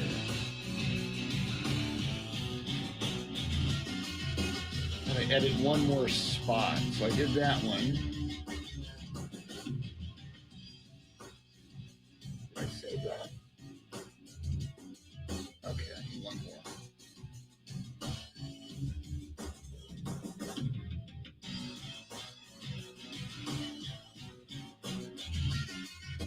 That's loud.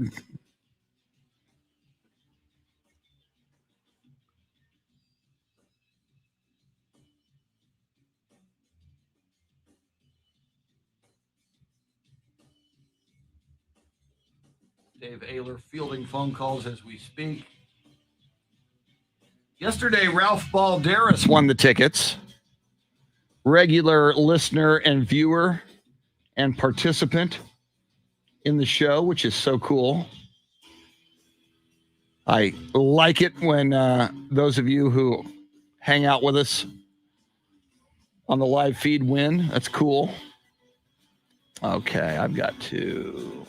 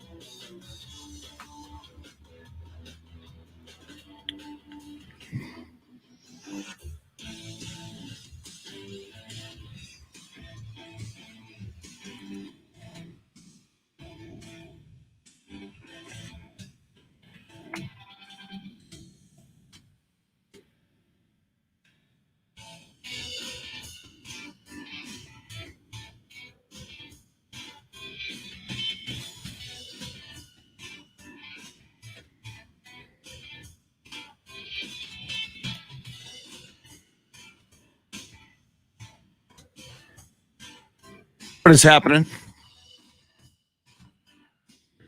England gives free throw lessons today. That's some news for you, sir. Okay, you're live on Facebook Live. Just letting you know. Hello, Mr. Uller. Okay. You're on for next year. Oh, that's fantastic. Fantastic. I'm going to make a recommendation to you. Okay. Before the end of the year or after the first of the year, call them up, take them to lunch. Okay. Okay. So congrats. Thank you very much. You know, things can change as the year goes. Right. Right now we're on. So. That's correct. That's fantastic. Thank you so much. Thank you, sir. Happy to hear that. Go Astros. Yeah, they win.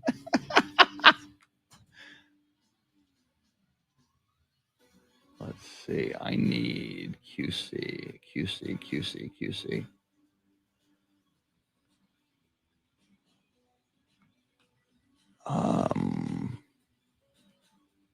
Where did this go?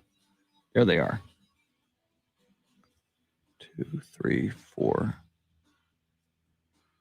Well, look, just to set you straight, if they win legitimately, I tip my cap to them. Which they If would. they win legitimately, I will be happy for Dusty Baker. Thank you. But they didn't win legitimately in 17. That's why I will never acknowledge that. Just like I never. And acknowledged- so you think the New York Yankees have never stolen signs, or B, never stolen signs illegitimately? Every team has done this, but not to the extent that they did in 17. I don't think you know that. I think you believe that, but I don't think that you can. You can. There were questions about the Red Sox and the Yankees, actually. Not at this moment, but the commissioner sure did kind of shut things down when I will always hold that little cloud over that 17 championship, but I will also never acknowledge Barry Bonds. I should put you on camera. No. I should disparage the Houston Astros. This is a disparagement. David Munoz. If I may continue, I will never acknowledge Barry Bonds as a home run king either. All right, there you go. All right. Never. So there you are. He speaks highly of you, though. Barry Bonds I'm does. sure he does.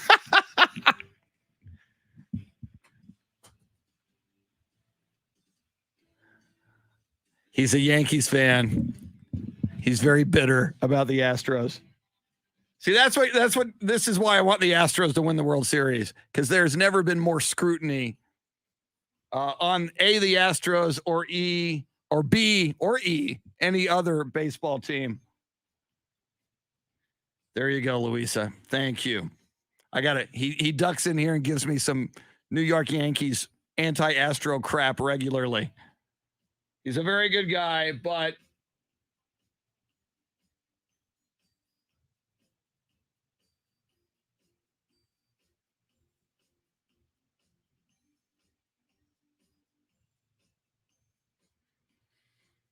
what is that? Oh, I see.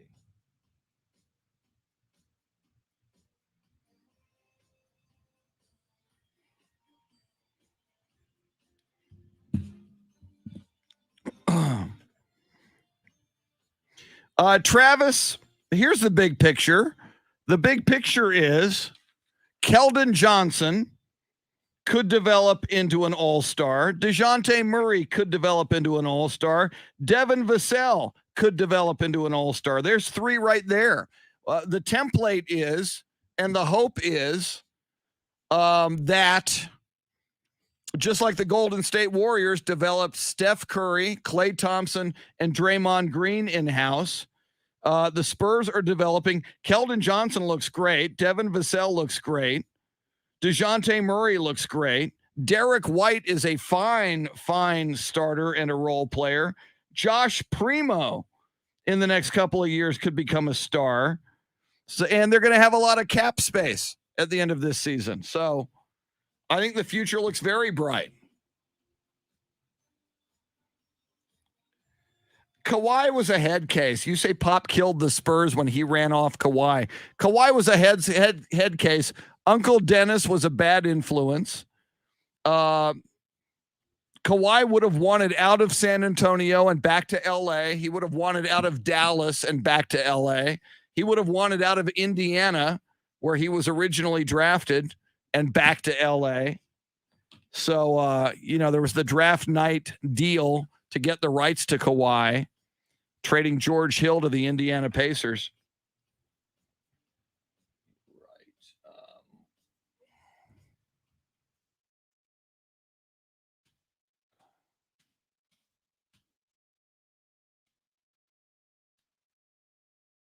Here we come.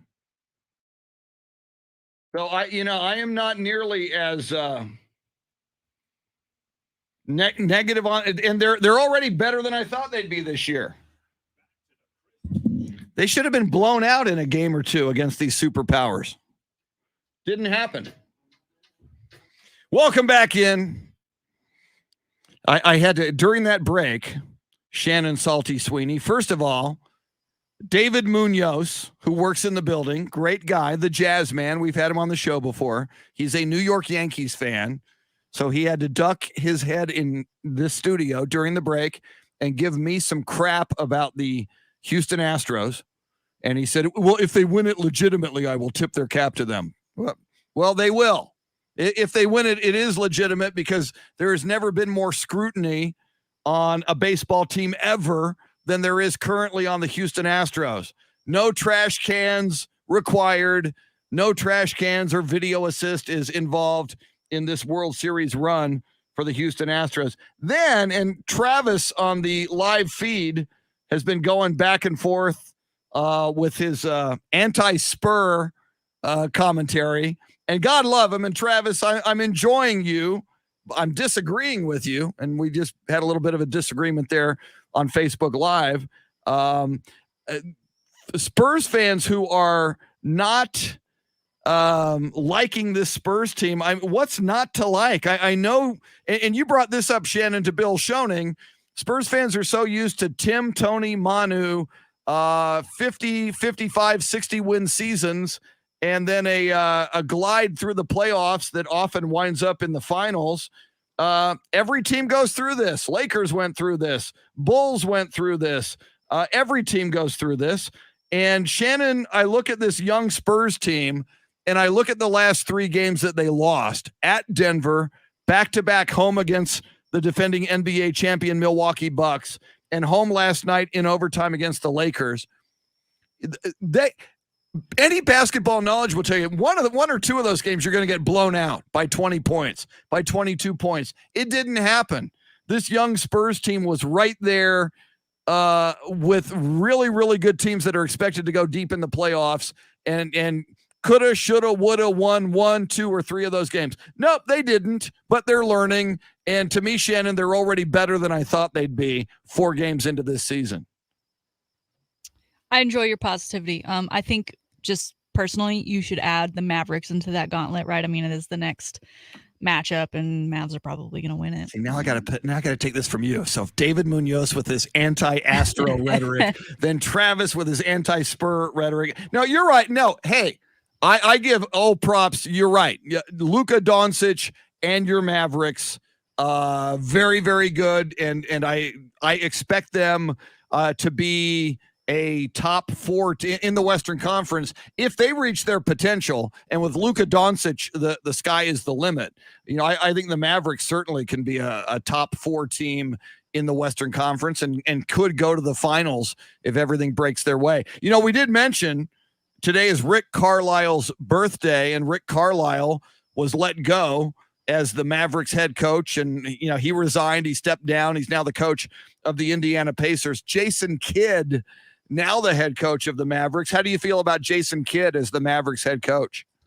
It's a little too early, I think, to officially say anything. There was that weird thing over the offseason about Giannis's book when he was coach of the Bucks, of some of his antics that he would pull on players, making them practice on Christmas when they weren't originally scheduled to, going really hard on guys when they just didn't really deserve it. I would like to think that to chalk that up to him still being young in the coaching game and feeling like he had something to prove. And as a guy who quickly transitioned from the league to a head coaching position, that he was trying to differentiate himself from guys on the team versus him being a head coach.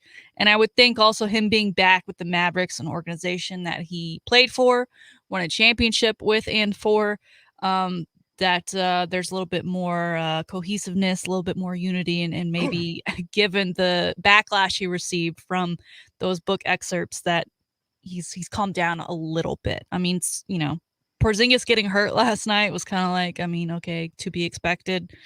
Kind of a bummer, though, that he is questionable already this early in the season. And Luka, I think, kind of has a lot to prove this year. Is he really that next big face guy of the league, or is it going to be a guy like Trae Young, who led his team in the playoffs last year to a pretty deep run? Yeah, Luka Doncic last night in the Mavericks 116-106 win over the Houston Rockets.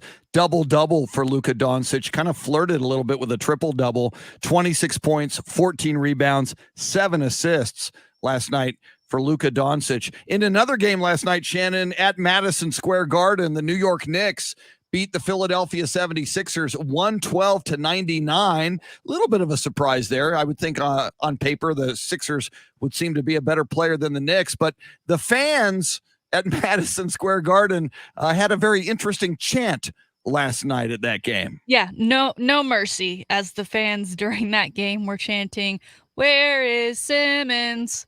to the 76ers, of course, given all that's taken place. But there are reports coming out now that the movement between the Sixers and Simmons has become more positive, that he is, I think, seeking some mental health, as well as just kind of working his way back into that organization.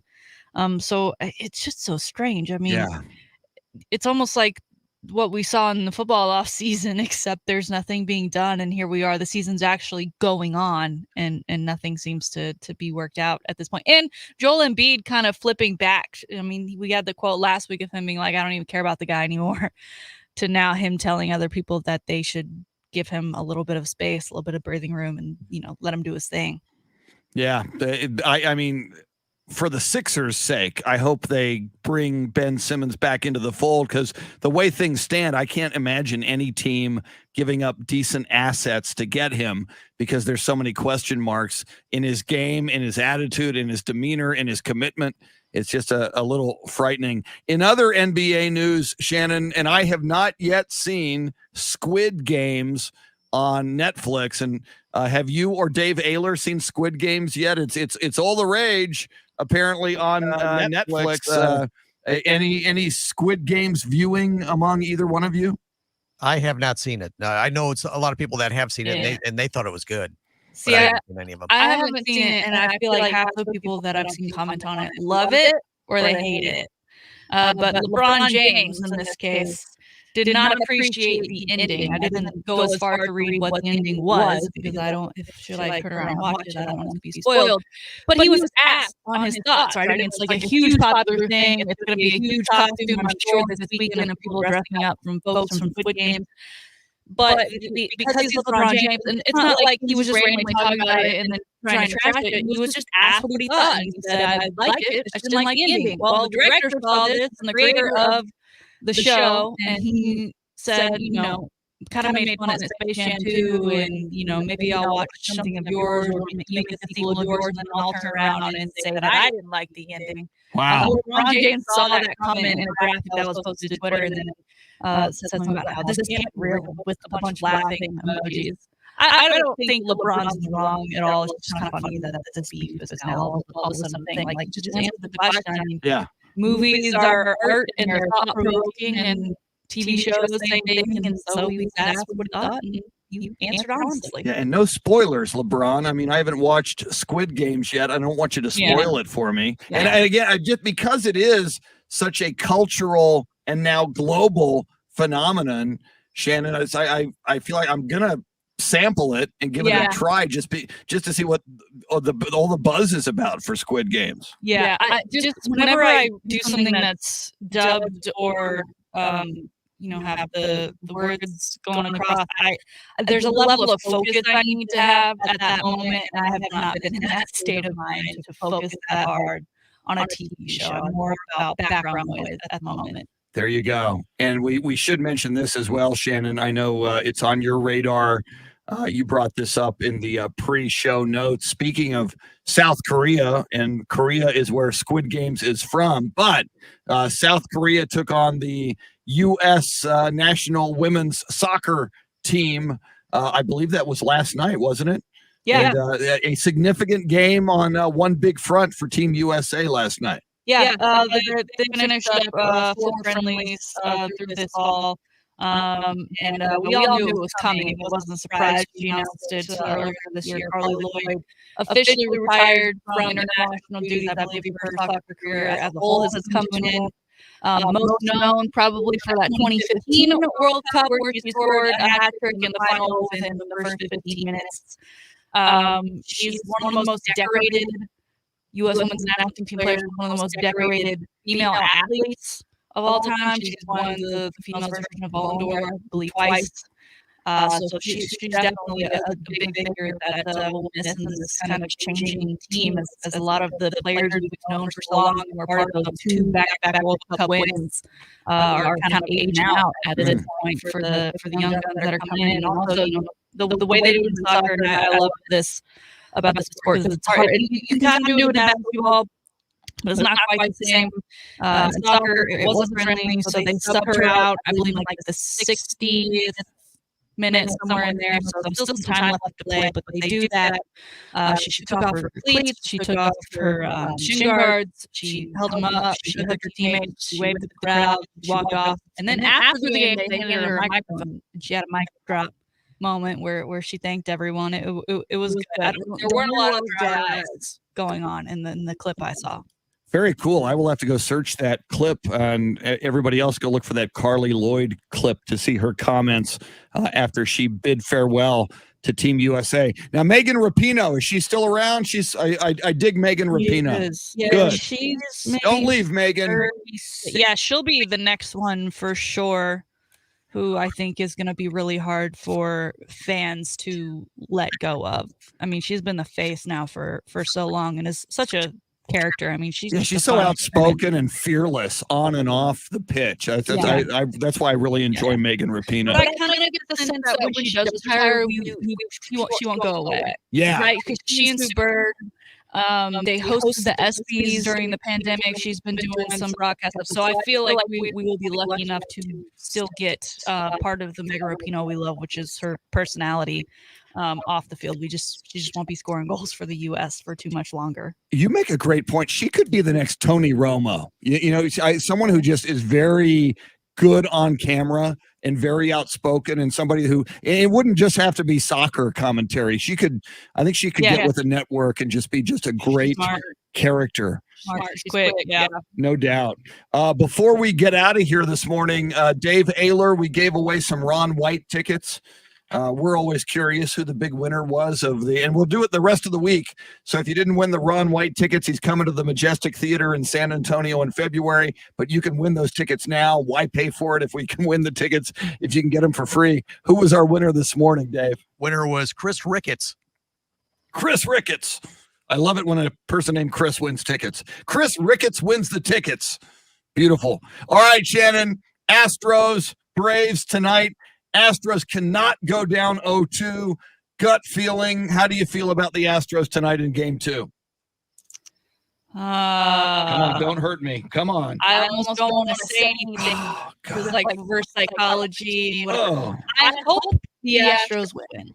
That's what I'll leave it at. You don't have a gut feeling? You don't have something? Jose Urquidy on the mound for the Astros tonight. Max Fried will be slinging the ball for the Braves. Minute Maid Park, first pitch, 7:09. That game is on Fox. Come on, Astros. You can't go down 0-2. And plus I stay up late for these games, Shannon. So I'll be sleep deprived tomorrow, and B, if the Astros lose, I'll be in a very foul mood. So none of us want or need that. I'll be here to help you out. Please. Maybe someone will drop off a bag of cookies. I hope so. All right. Marnie, if you're out there. No, you brought cookies 2 weeks ago. Don't do it again. It was too nice of you. Thank you. Shannon, great job as always. You rock. Let's do this again in 21 hours and celebrate an Astros victory. Let's do it. Whoa! Dave Ayler, you rock as well, sir. We will see you tomorrow, but not on Friday. Let's go, Astros. Please, Astros. Jose Altuve, get out of the slump, man. Our thanks to Scott Mandziara, talking baseball, the voice of the Spurs, Bill Schoening. For Shannon, for Dave, I'm Chris. Have yourself a good Wednesday. Adios, amigos. See ya. Woo. Fernando. Eric Schultz. Good to see you, Eric. Yeah, I saw your Porzingis comment after we already moved on from Porzingis. So thank you. Travis, we disagree, but that's okay. I think the Spurs team is a lot better than you think they are. And I think there are some future stars on this team. And even if there's not, but there are, I think they're going to have some cap space and they're going to be fine. Jason Paniagua, thank you. Yeah, and Eric Schultz, what is your deal, man? Pulling for the Braves. I know you're a Rangers fan, but come on. It's bad enough I got to put up with Doug McCoy pulling for the Braves. Now you, come on. You live in Texas. You're from San Antonio. San Antonio is a Houston Astros town. Come on, Eric Schultz. Ron Washington, come on. See, is he doing any blow in the dugout, Ron Washington? I don't know, man. And I like Ron Washington too, but he should have won it. Love you too, but I love the Astros, and so should you. That was almost a rhyme. I was a poet and I didn't know it. How can you not love Jose Altuve, Carlos Correa, Alex Bregman, Cardboard Breggy? Come on. How can you not love that guy? Come on. All right. Louisa, go Spurs, go. Louisa, Eric, Jason, Travis, Fernando, anybody I'm missing? Taro Kotani. Taro, the greatest international Spurs fan, said, so embarrassed by the number of Laker fans at the game. He is embarrassed in Tokyo, Japan. Spurs fans. It's just wrong. Here's my trusty Spurs box score. Big circle on Jakob Poeltl's 27 and 14, and DeJounte Murray 21, 12, and 15. Yeah, and Travis DeJounte, man, he's really a crappy player. 21, 12, and 15. Triple double. Not a lot of crappy players getting triple doubles in the NBA. All right, y'all, I'm out of here. See you later. See you, Jason. I was watching the Lakers feed last night, and their announcers commented about it being a home game. That ain't right. Foamfoot 420. See you later. See y'all tomorrow.